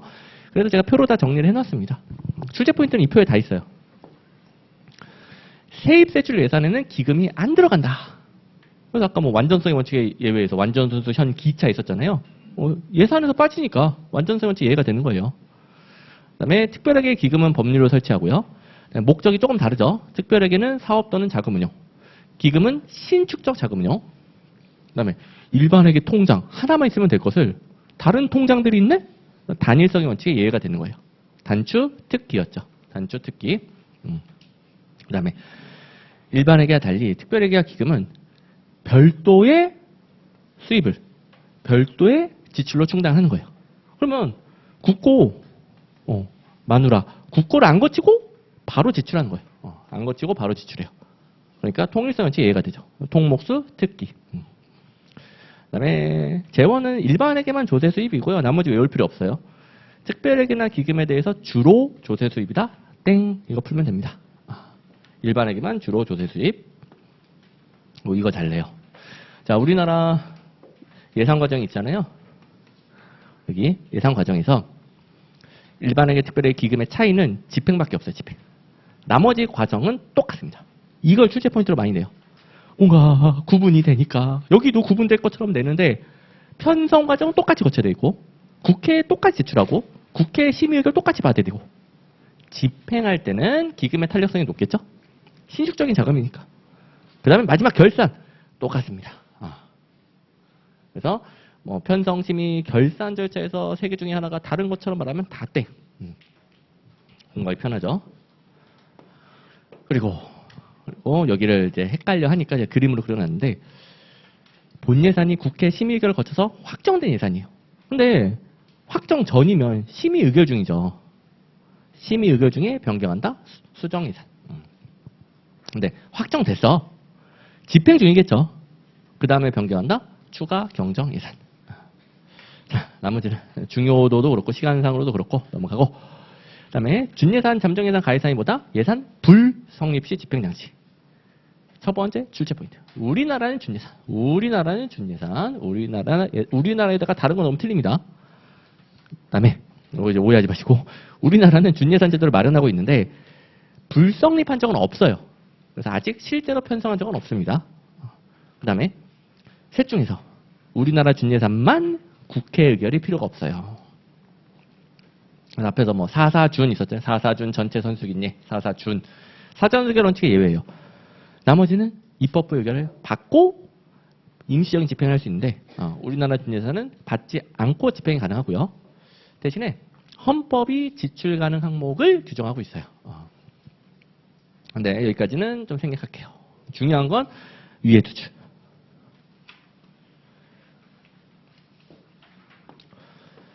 자, 이제 32번. 머리 아픈 주제죠. 이게 발생주의 복지부기는 넣을까 말까 했어요. 넣을까 말까. 근데 이걸 뭐 지금 여러분들이 어려운 것을 완벽하게 이해될 때까지 설명하긴 힘들고 요령을 챙겨가세요. 요령. 발생주의 복지부기 요령을 챙겨갑니다. 일단 뭐 정의 정도는 여러분들 구분할 줄 알아야 돼요. 현금 이동에 따라 거래 인식하는 게 현금주의. 발생주의는 거래 원인 행위가 발생하면 인식하더라. 그다음에 복식부기랑 단식부기 구분. 거래 한쪽 면만 기록하면 단식부기. 그다음에 거래의 원인과 결과, 양쪽 원인과 결과 대차 평균의 원리에 따라 차변과 대변에 동시에 기록하면 복식부기. 혹은 거래의 인과관계 기록하는 거죠. 무슨 말인지 몰라도 좀 구분은 되죠. 구분은 할 수 있어요. 거기다가 이제 발생주의 복식부기 왜 쓰느냐? 왜 쓰냐? 이걸 이해하면 됩니다. 자, 이 머리 아픈 이 재무 회계 이런 것들이 이해가 안 되더라도 발생주의 복식부기는 미래를 적기 위한 거, 미래. 현금주의 단식부기는 여러분들 모두가 할 수 있는 가계부고요, 가계부. 그건 미래를 적을 수가 없어요. 근데 발생주의 복식부기는 지금 당장 안 갚아도 돼도 너 1년 뒤에 100만 원 갚아야 돼. 이런 미래를 적을 수가 있어요. 그래서 쓰는 거예요, 그래서 3번 미래에 정부 정책의 성과를 파악하고 미래에 갚아야 될 부채가 있는가? 재정 건전성을 확보할 수 있고. 그래서 사업적 성격이라는 게 비용과 편익이 미래에 발생하는 사업이라는 게 지금 투자해서 나중에 막 편익이 나오고 하잖아요. 그런 사업적 성격을 가진 정책에 적합한 거예요.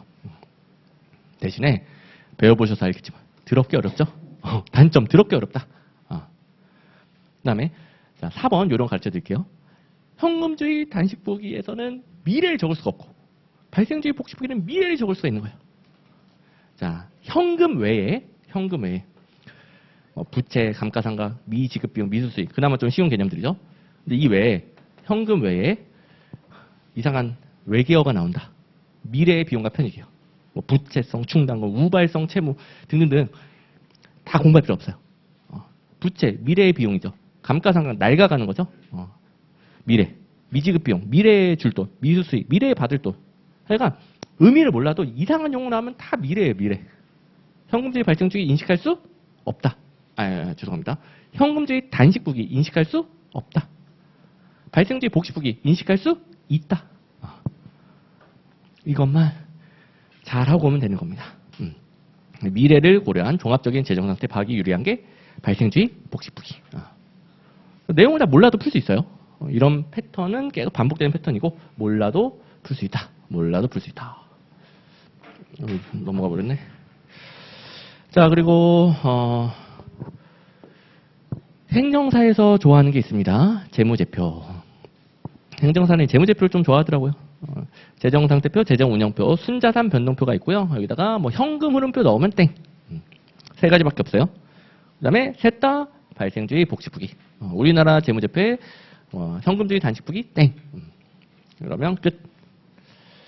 끝입니다. 자, 이런 것들은 제가 다시 설명해 줄 필요가 없는 게 문제 있고 이 용이 가능이보다 미래를 파악해 주자는 거예요. 근데 그걸 갖다가 시험에 나오는 표현들 정리를 해놨을 뿐입니다. 그리고 단점은 더럽게 어렵다. 이제 단식부기, 복식부기 비교할 때도 마찬가지예요. 복식부기도 여기 용이 높음, 있음 이런 것들 다 미래를 적을 수 있는 거예요. 미래를. 그리고 더럽게 어렵다. 이거는 지금 어차피 짧게 설명해서는 이해하기도 너무 어렵고 그렇다고 문제를 못 푸는 건 아니거든요. 문제는 풀 수 있고 이렇게 대처를 해줍니다. 네, 33번은 우리나라 예산 과정이라 역시 단순 암기해야죠. 1번 행정부 예산 편성할 때요. 순서가 있어요. 순서와 형식, 총, 세, 개, 명, 국 무조건 이 순서대로 해야 됩니다. 예산 편성 순서, 총 3개 명국, 총칙, 세입세출예산, 계속비, 명시여비, 국고채무 부담행위. 이 의미는 이제 생각하지 말아야 되겠고요. 그냥 외워야 됩니다. 정답은 1번이 되겠고. 그다음에 예산 편성 순서는 예산 요구서는 5월 31일까지. 그다음에 예산안을 편성했으면 회계연도 개시 120일 전까지 국회에 제출해야 돼요. 다시 한번 외울 것이고. 국회에 넘어왔어. 국회에서 심의한다고 그랬죠.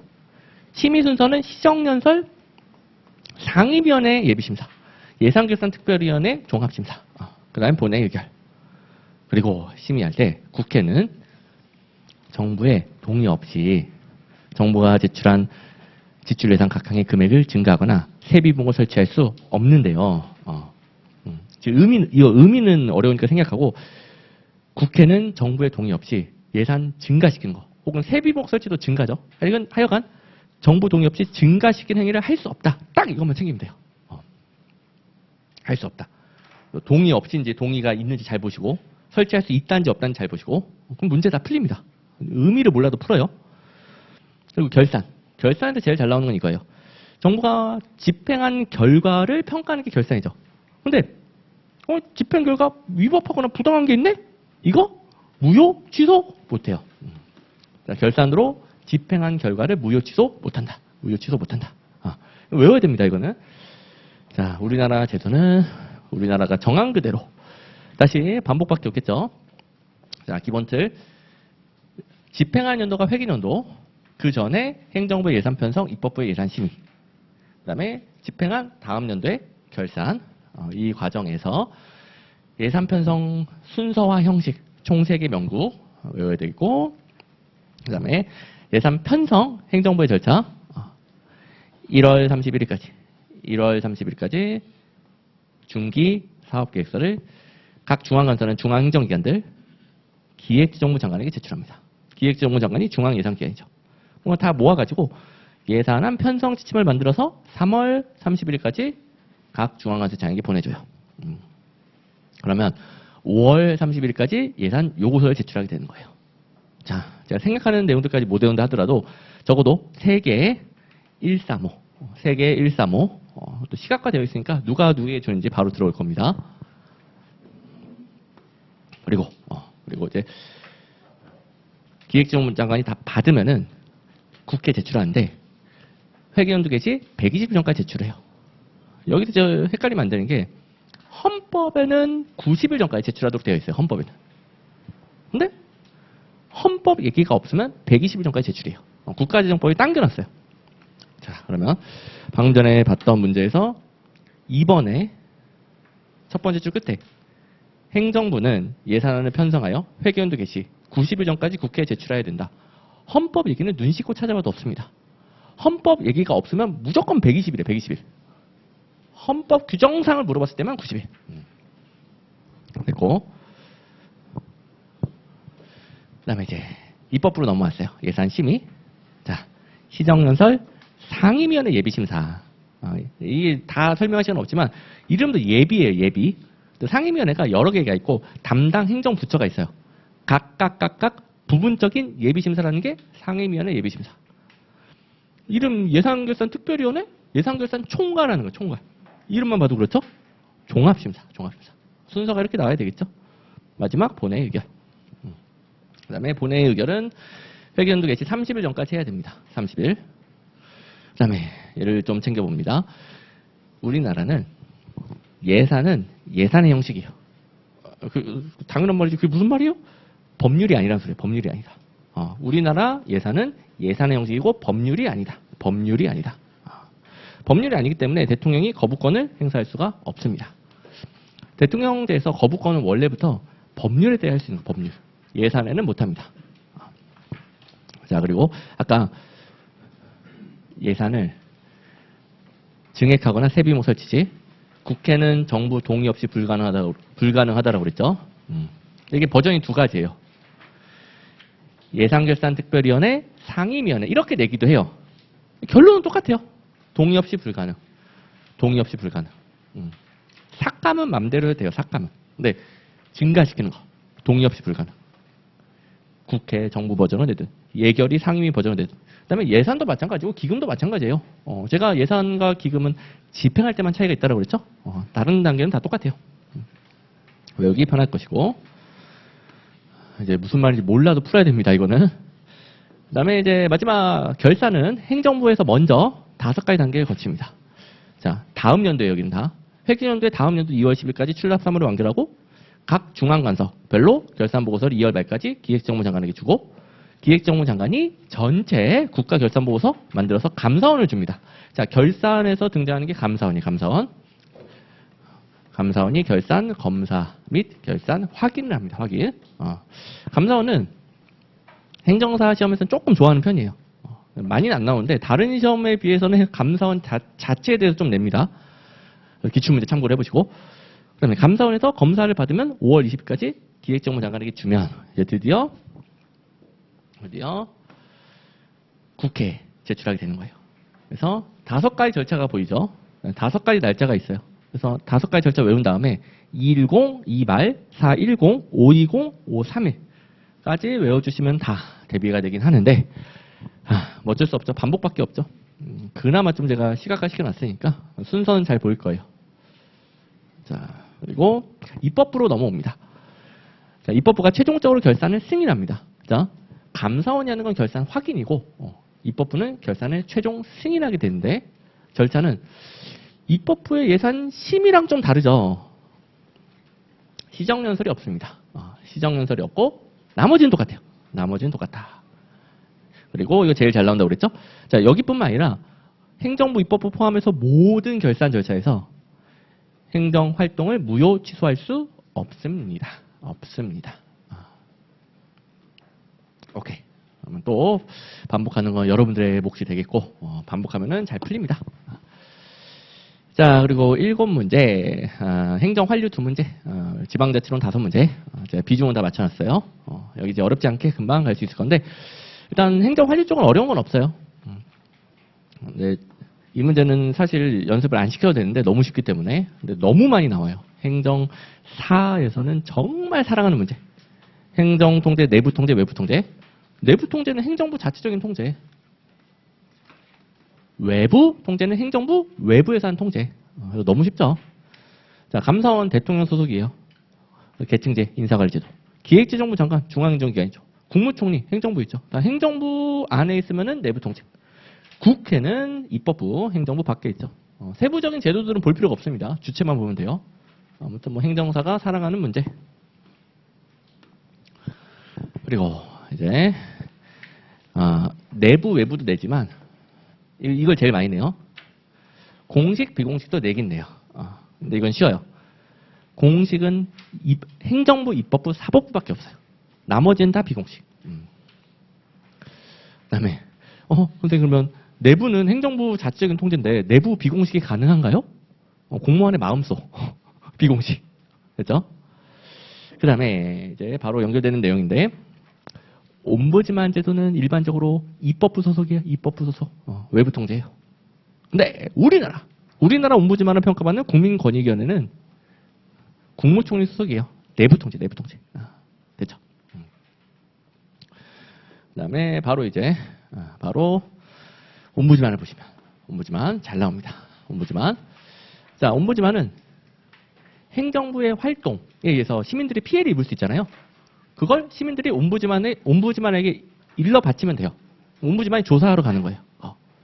그래서 행정부를 통제하기 위한 제도인데 일반적으로는 입법부 소속이에요. 일반적으로. 그래서 입법부 소속. 그다음에 이것 좀 냅니다. 언제 처음 도입됐는가? 스웨덴. 뭐 비슷한 국가들 막 근처 국가를 내는데요. 이제 외우는 요령이 핀란드, 뭐 자일리톨, 그다음에 스위스 알프스, 뭐 덴마크 우유, 뭐 노르웨이 바이킹 뭐 이런 거 뭐 근처 국가들은 시그니처가 있단 말이에요. 스웨덴 하면 떠오르는 게 딱히 없죠. 이제는 스웨덴 옴부즈만. 스웨덴은 딱히 뭔가 우리가 스웨덴에 뭐가 유명하다 그런 게 없잖아요. 옴부즈만이 유명한 거예요. 자, 그리고 입법부 소속인데 여러분들 헷갈려하는 거 직무 수행 시에는 입법부로부터도 정치적 독립성을 가져요.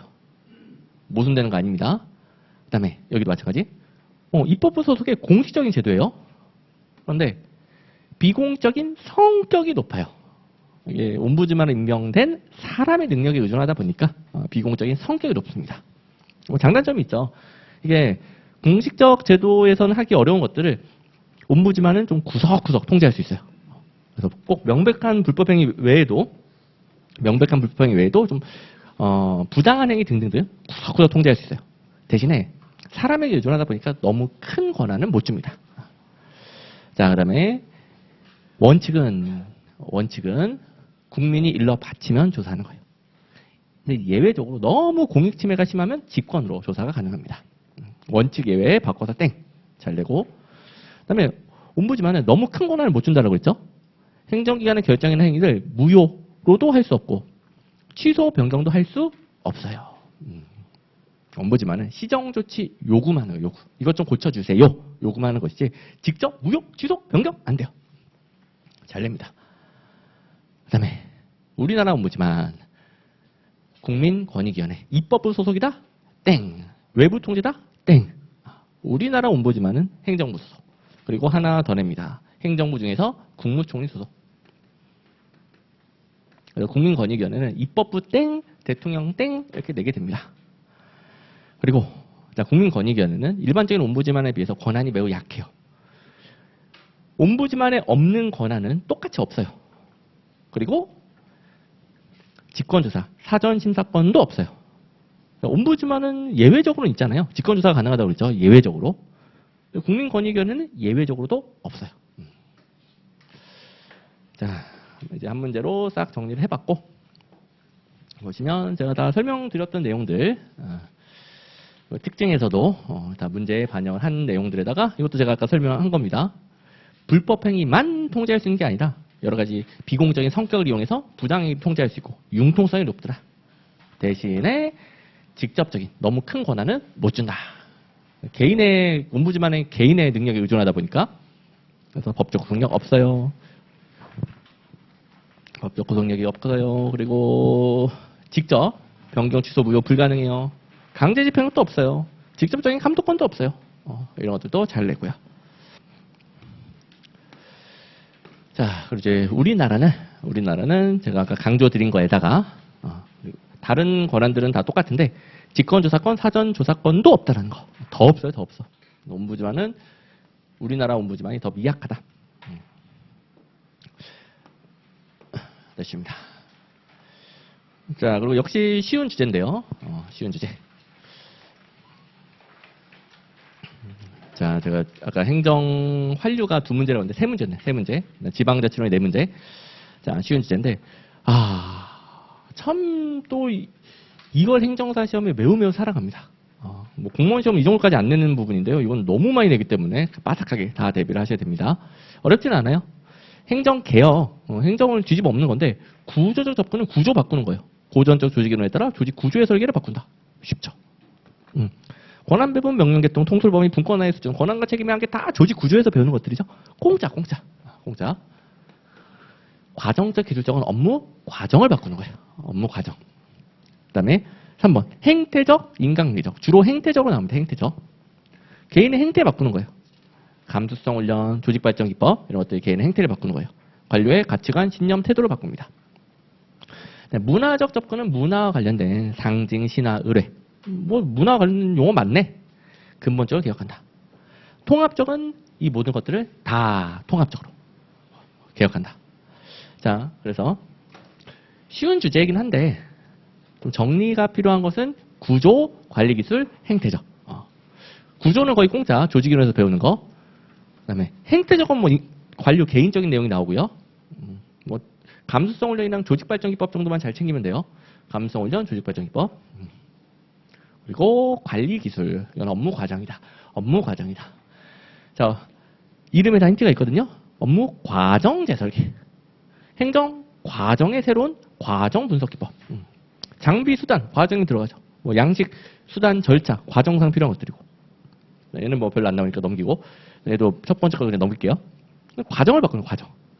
그다음에 공무원은 거의 이 3개 중에 내는데요. 행정사는 여기까지 다 내. 다 내. 자, 문화론, 체계론. 어려운 건 없고요. 마지막. 사업, 산출, 중심적. 신공공 관리론처럼 결과물, 산출물 중심으로 관리를 하는 겁니다. 됐고, 이제 마무리. 마지막 지방자치로. 4문제 가봅니다. 지방자치로. 자, 힘드시겠지만 저도 이제 또 피맛이 나네요.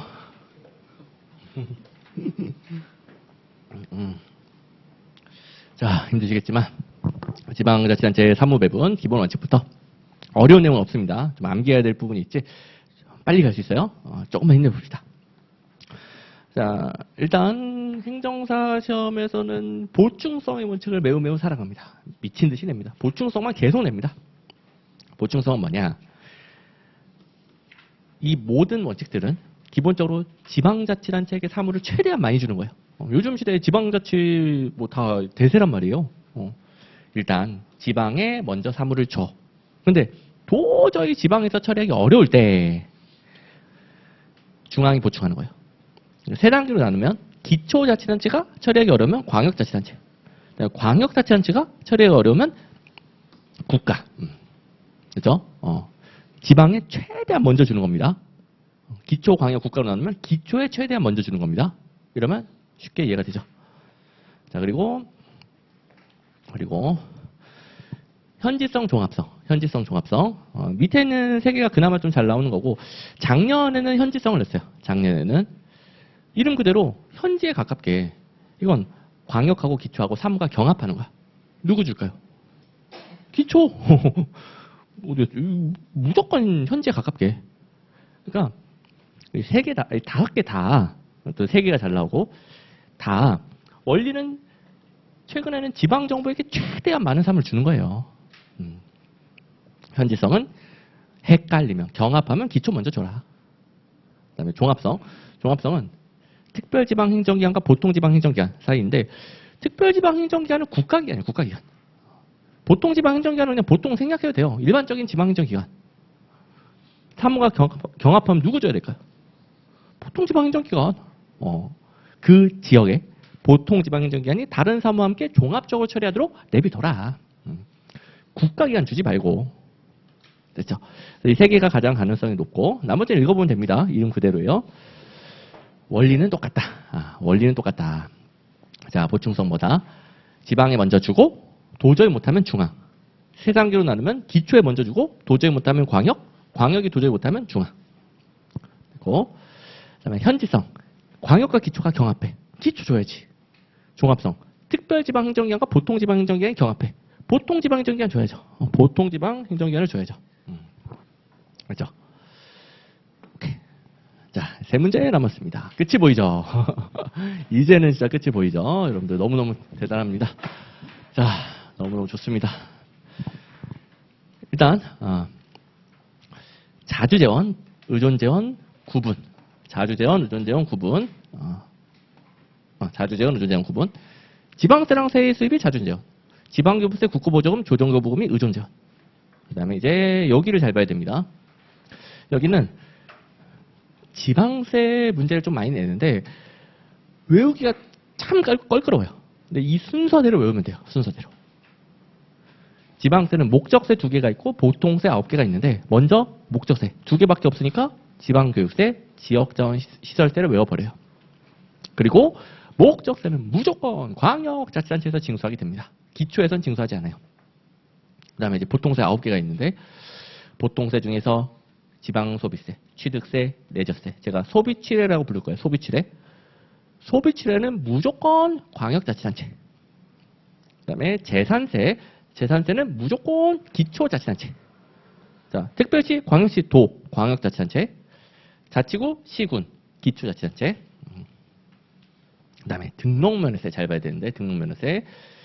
등록면허세는 특별시, 광역시와 자치구 그 사이에서는 자치구세.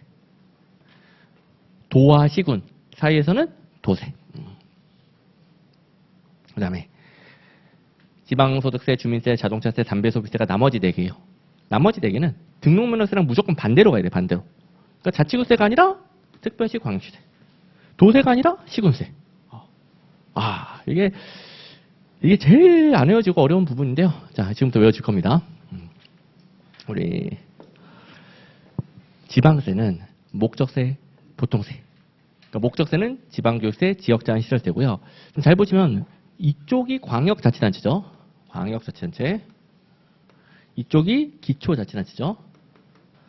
목적세는 기초에서 안 걷어요. 그 다음에 보통세 9개는 이 둘이 나눠 걷는 방식이 달라요. 이러니까 안 외워지는 건데 어느 정도 규칙성이 있어요. 자, 아시다시피 특별시, 광역시 밑에 자치구가 있죠. 둘이 어떻게 논아서 걷느냐.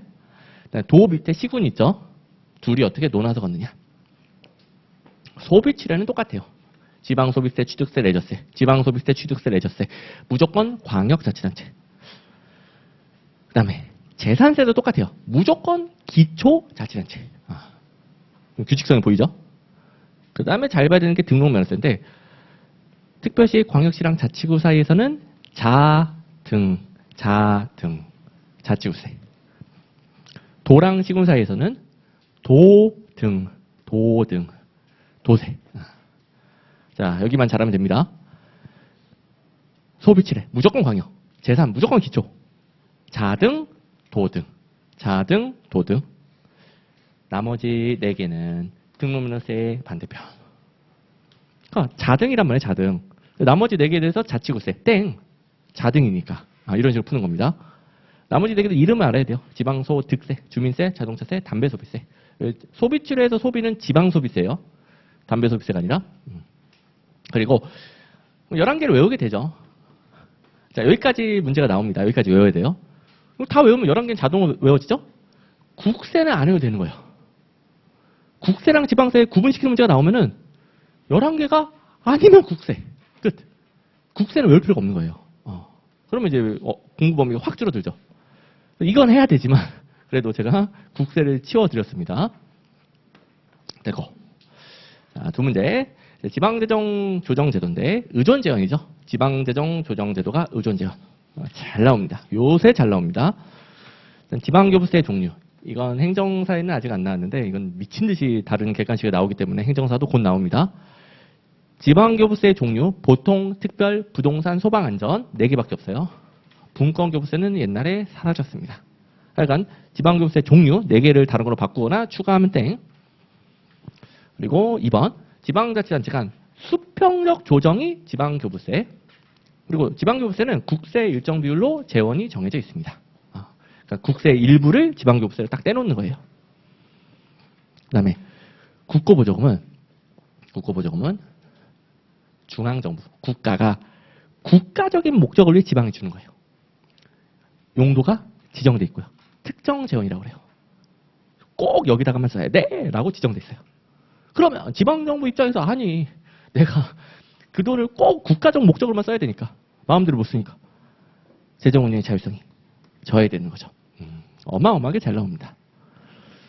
그다음에 조정교부금. 조정교부금은 출제 포인트가 딱 하나예요. 조정교부금은 중앙정부가 주는 게 아니고요. 광역자치단체가 기초에게 주는 거예요.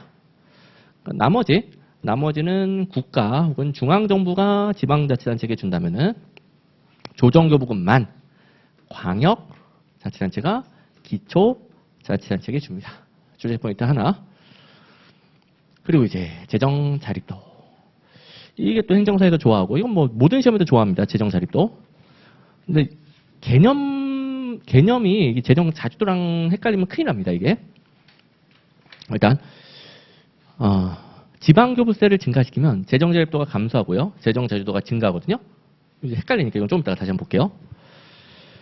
먼저 정리해야 될 게 일단 지방교부세는 지방자치단체 간 수평적 재정조정이다. 근데 뭐 중앙정부가 주니까 수직적 효과는 당연히 있어요. 여기는 뭐 둘 다 맞는 겁니다. 그다음에 지방교부세는 용돈 주는 거예요. 용도 지정이 없는 일반 재원이에요. 용도 지정이 없는 일반 재원입니다. 일반 재원. 물론 예외는 있어요. 근데 그냥 물어보면 원칙을 물어보는 거예요. 예외는 고려할 필요 없이 그냥 푸시면 되는데 지방교부세 일반 재원이다 옳은 거. 특정 재원이다 틀리는 거.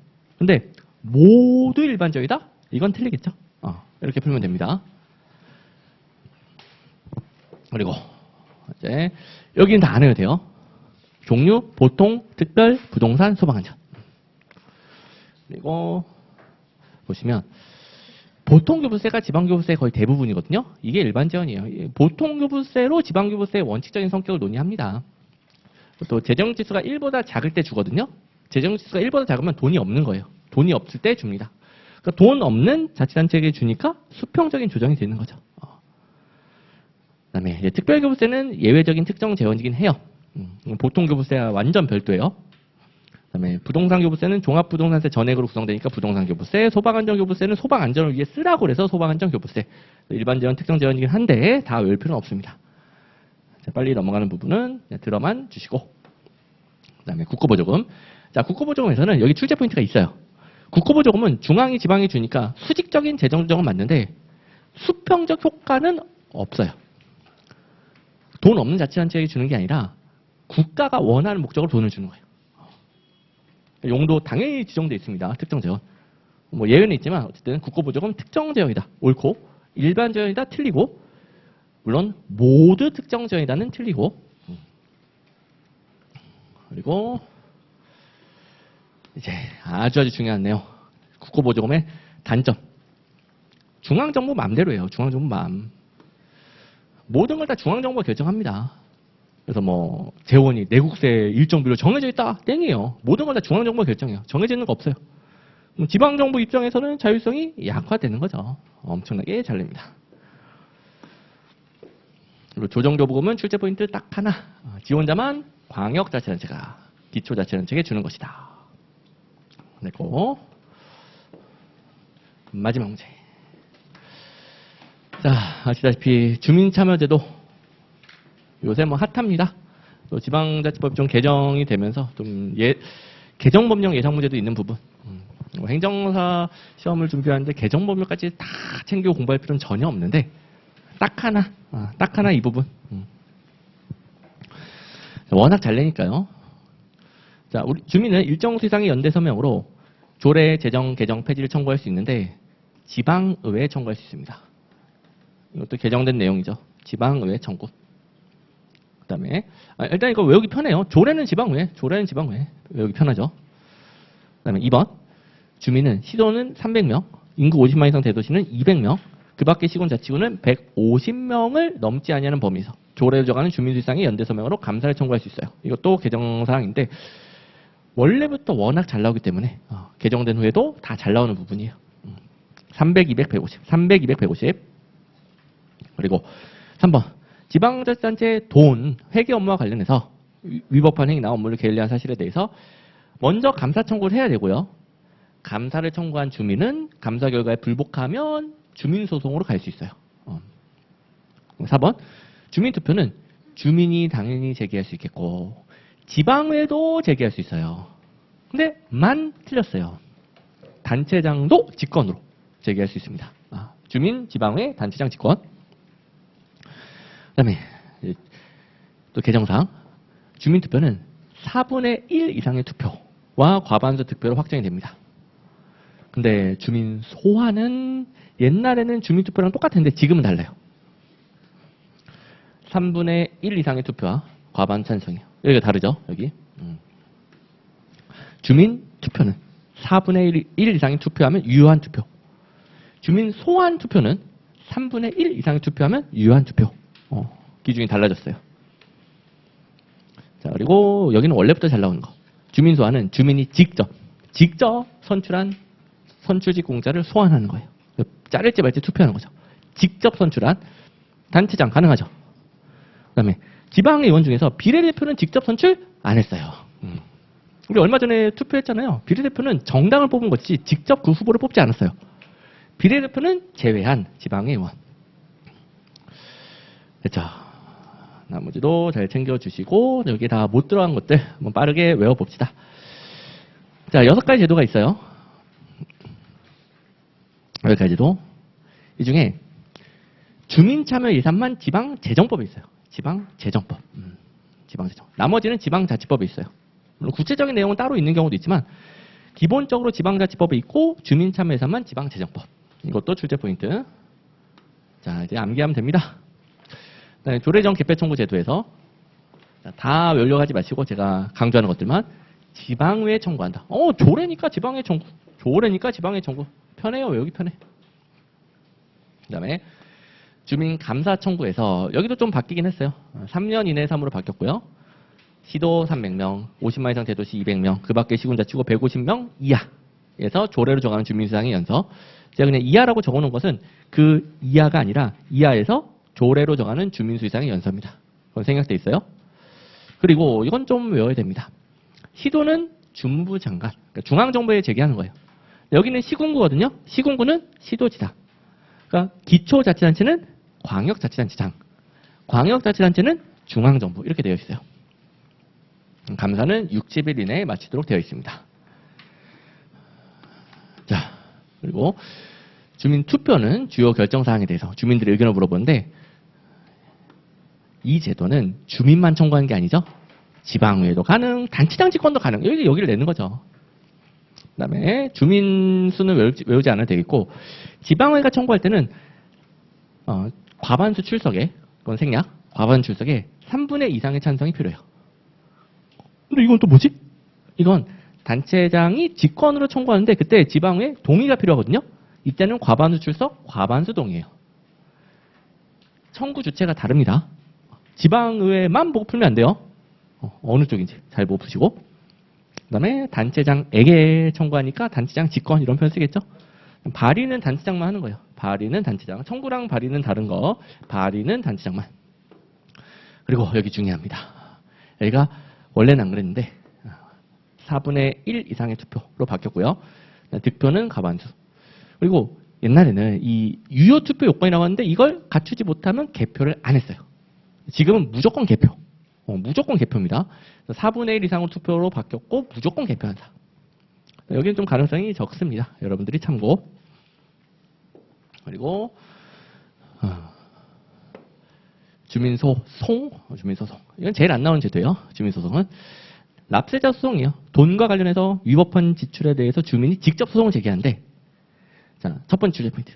누구나 가능해요. 이 말은 직접 피해를 입지 않았어도 공익적인 목적으로 가능해요. 그런데 오해하면 안 되는 게 주민감사 청구를 먼저 하고 그 다음에 제기를 해야 돼요. 그러니까 이걸 틀렸다고 하면 안 돼요. 주민소송은 주민감사 청구를 제기한 주민만 제기할 수 있다. 옳은 거예요. 누구나라면서요. 누구나 가능한데 주민감사 청구를 먼저 하고 가능하다고요. 됐죠? 그다음에 요거는 이제 행정사에서는 아직 안 내고 있으니까 가볍게만 봅니다. 우리가 대비해야 되는 그 제도 중에서 주민소송만 행정법원이에요. 주민소송만 행정법원. 이 지방자치 제도에 있는 소송들은 다 대법원이라 보시면 돼요. 주민소송만 행정법원. 나머지는 다 대법원. 중요하지 않습니다. 그냥 더 편한 것은 거의 나올 가능성이 없긴 하지만 어쩌다가 이 지방자치법과 관련해서 소송을 물어본다. 다 대법원이라 보시면 돼요.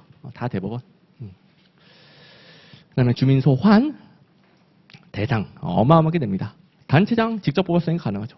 지방의회 의원 중에서는 비례대표를 제외하고 여기 미친 듯이네요. 비례대표 제외하고 나머지 지방의원. 자, 나머지는 참고만 가능성이 좀 적고 그리고 이제 조심해야 되는 부분 주민투표랑 달리 주민소환은 3분의 1 이상의 투표다. 3분의 1 이상의 투표다. 3분의 1 이상의 투표다. 과반수 투표는 똑같고 그다음에 여기는 3분의 1 미만이면 개표를 안 합니다. 이건 주민투표랑 똑같아요. 원래 다 똑같았었는데 여기만 달라졌어요. 자, 그리고 마지막 주민참여 예산 첫 번째 출제 포인트. 해도 되고 안 해도 되는 게 아니라 꼭 해야 돼요. 꼭 의무입니다. 의무. 여러분들 즐겁죠? 순간적으로 여러분들 제일 좋아하는 페이지가 떴어요. 자, 의무입니다. 의무. 그다음에 지방의 의결사항을 제외한 거라서 예산 심의에 주로 참여한다 땡이에요. 주로 예산 편성 단계에 주민들이 참여하면은 그걸 지방의회에 제출하는 거예요. 제출. 그다음에 꼭 지방에 제출해야 되는데 그렇다고 뭐 지방의회가 모든 걸 꼭 반영해야 되는 건 아닙니다. 그리고 평가는 행정안전부 장관. 평가는 행정안전부 장관. 지방재정은 행정안전부 장관이죠. 중앙재정은 기획재정부 장관이고. 오케이. 그러면은 미리 떴던 마지막 페이지 같죠? 그래서 긴 대장정 뭐 힘들다면 힘들고 어찌 보면은 저도 짧은 시간 동안에 많은 걸 들어야 되니까 더 자세하게 설명해주고 싶은 부분들 설명 못 드려서 아쉬운 부분도 있긴 하지만 또 여러분들의 행정 어려운 부분들 알고 있기 때문에 이 부분은 좀 처음부터 제가 뿌리부터 알려주고 싶다 이런 부분도 있긴 하지만 그래도 마무리니까 제가 얼추 4시간 그래도 좀 늦게 시작했으니까 거의 딱 4시간 동안에 제가 여러분들 드릴 수 있는 거 최대한 효율적으로 전달 드렸습니다. 오늘 이제 의도치 않게 그 피맛을 보면서 이렇게까지 심할 줄 몰랐는데 이렇게 보면서 강의를 했는데 정말 여러분들과의 첫 만남이긴 하지만 하필이면 또 마무리를 해줘야 되는 입장에서 제가 나약한 소리 할 수가 없죠. 진짜 그 시험 당일까지는 어떻게든 버티는 거예요. 버티는 거. 그냥 뭐 방법이 없어요.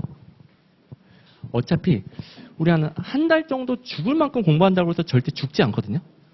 한 달 공부하다가 죽었다는 사람 들어본 적이 없어요. 그러니까 진짜 죽을 만큼 하고 또 이게 잘 안 되고 하기 싫은 날도 있긴 한데 하기 싫으면 하기 싫은 대로 뭐라도 보고 뭐 요령이라고 하면은 진짜 공부하기 싫은 날은 제일 쉬운 거라도 보는 거예요. 본인에게 편한 거라도 보는 거예요. 어떻게든 그냥 버티는 거예요. 버티기 싸움. 그래서 시험 끝날 때까지 어떻게 버티느냐 방법을 찾으면은 방법 찾다가 시험이 끝나버립니다. 방법을 찾는 게 아니라 어떻게든 버티는 것이고 그다음에 이게 힘들긴 한데 즐거운 과정이긴 해요. 여러분들 뭐 행정사 인기도 지금 좋아지고 있는데 행정사 합격했다.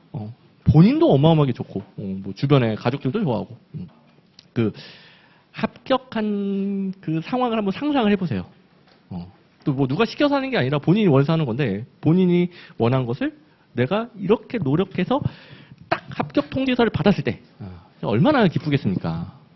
그걸 미리 한번 상상해보면서 지금을 버티게 되면 힘들지만 또 즐거운 과정일 수 있습니다. 억지로만 버티는 게 아니라 나름 힘이 날 겁니다. 자, 여러분들 만나 뵙게 돼서 너무 반가웠고요. 마무리 잘 하셔서 시험 잘 치시고 또 좋은 소식 또 들리길 바랍니다. 오늘 고생 많았습니다.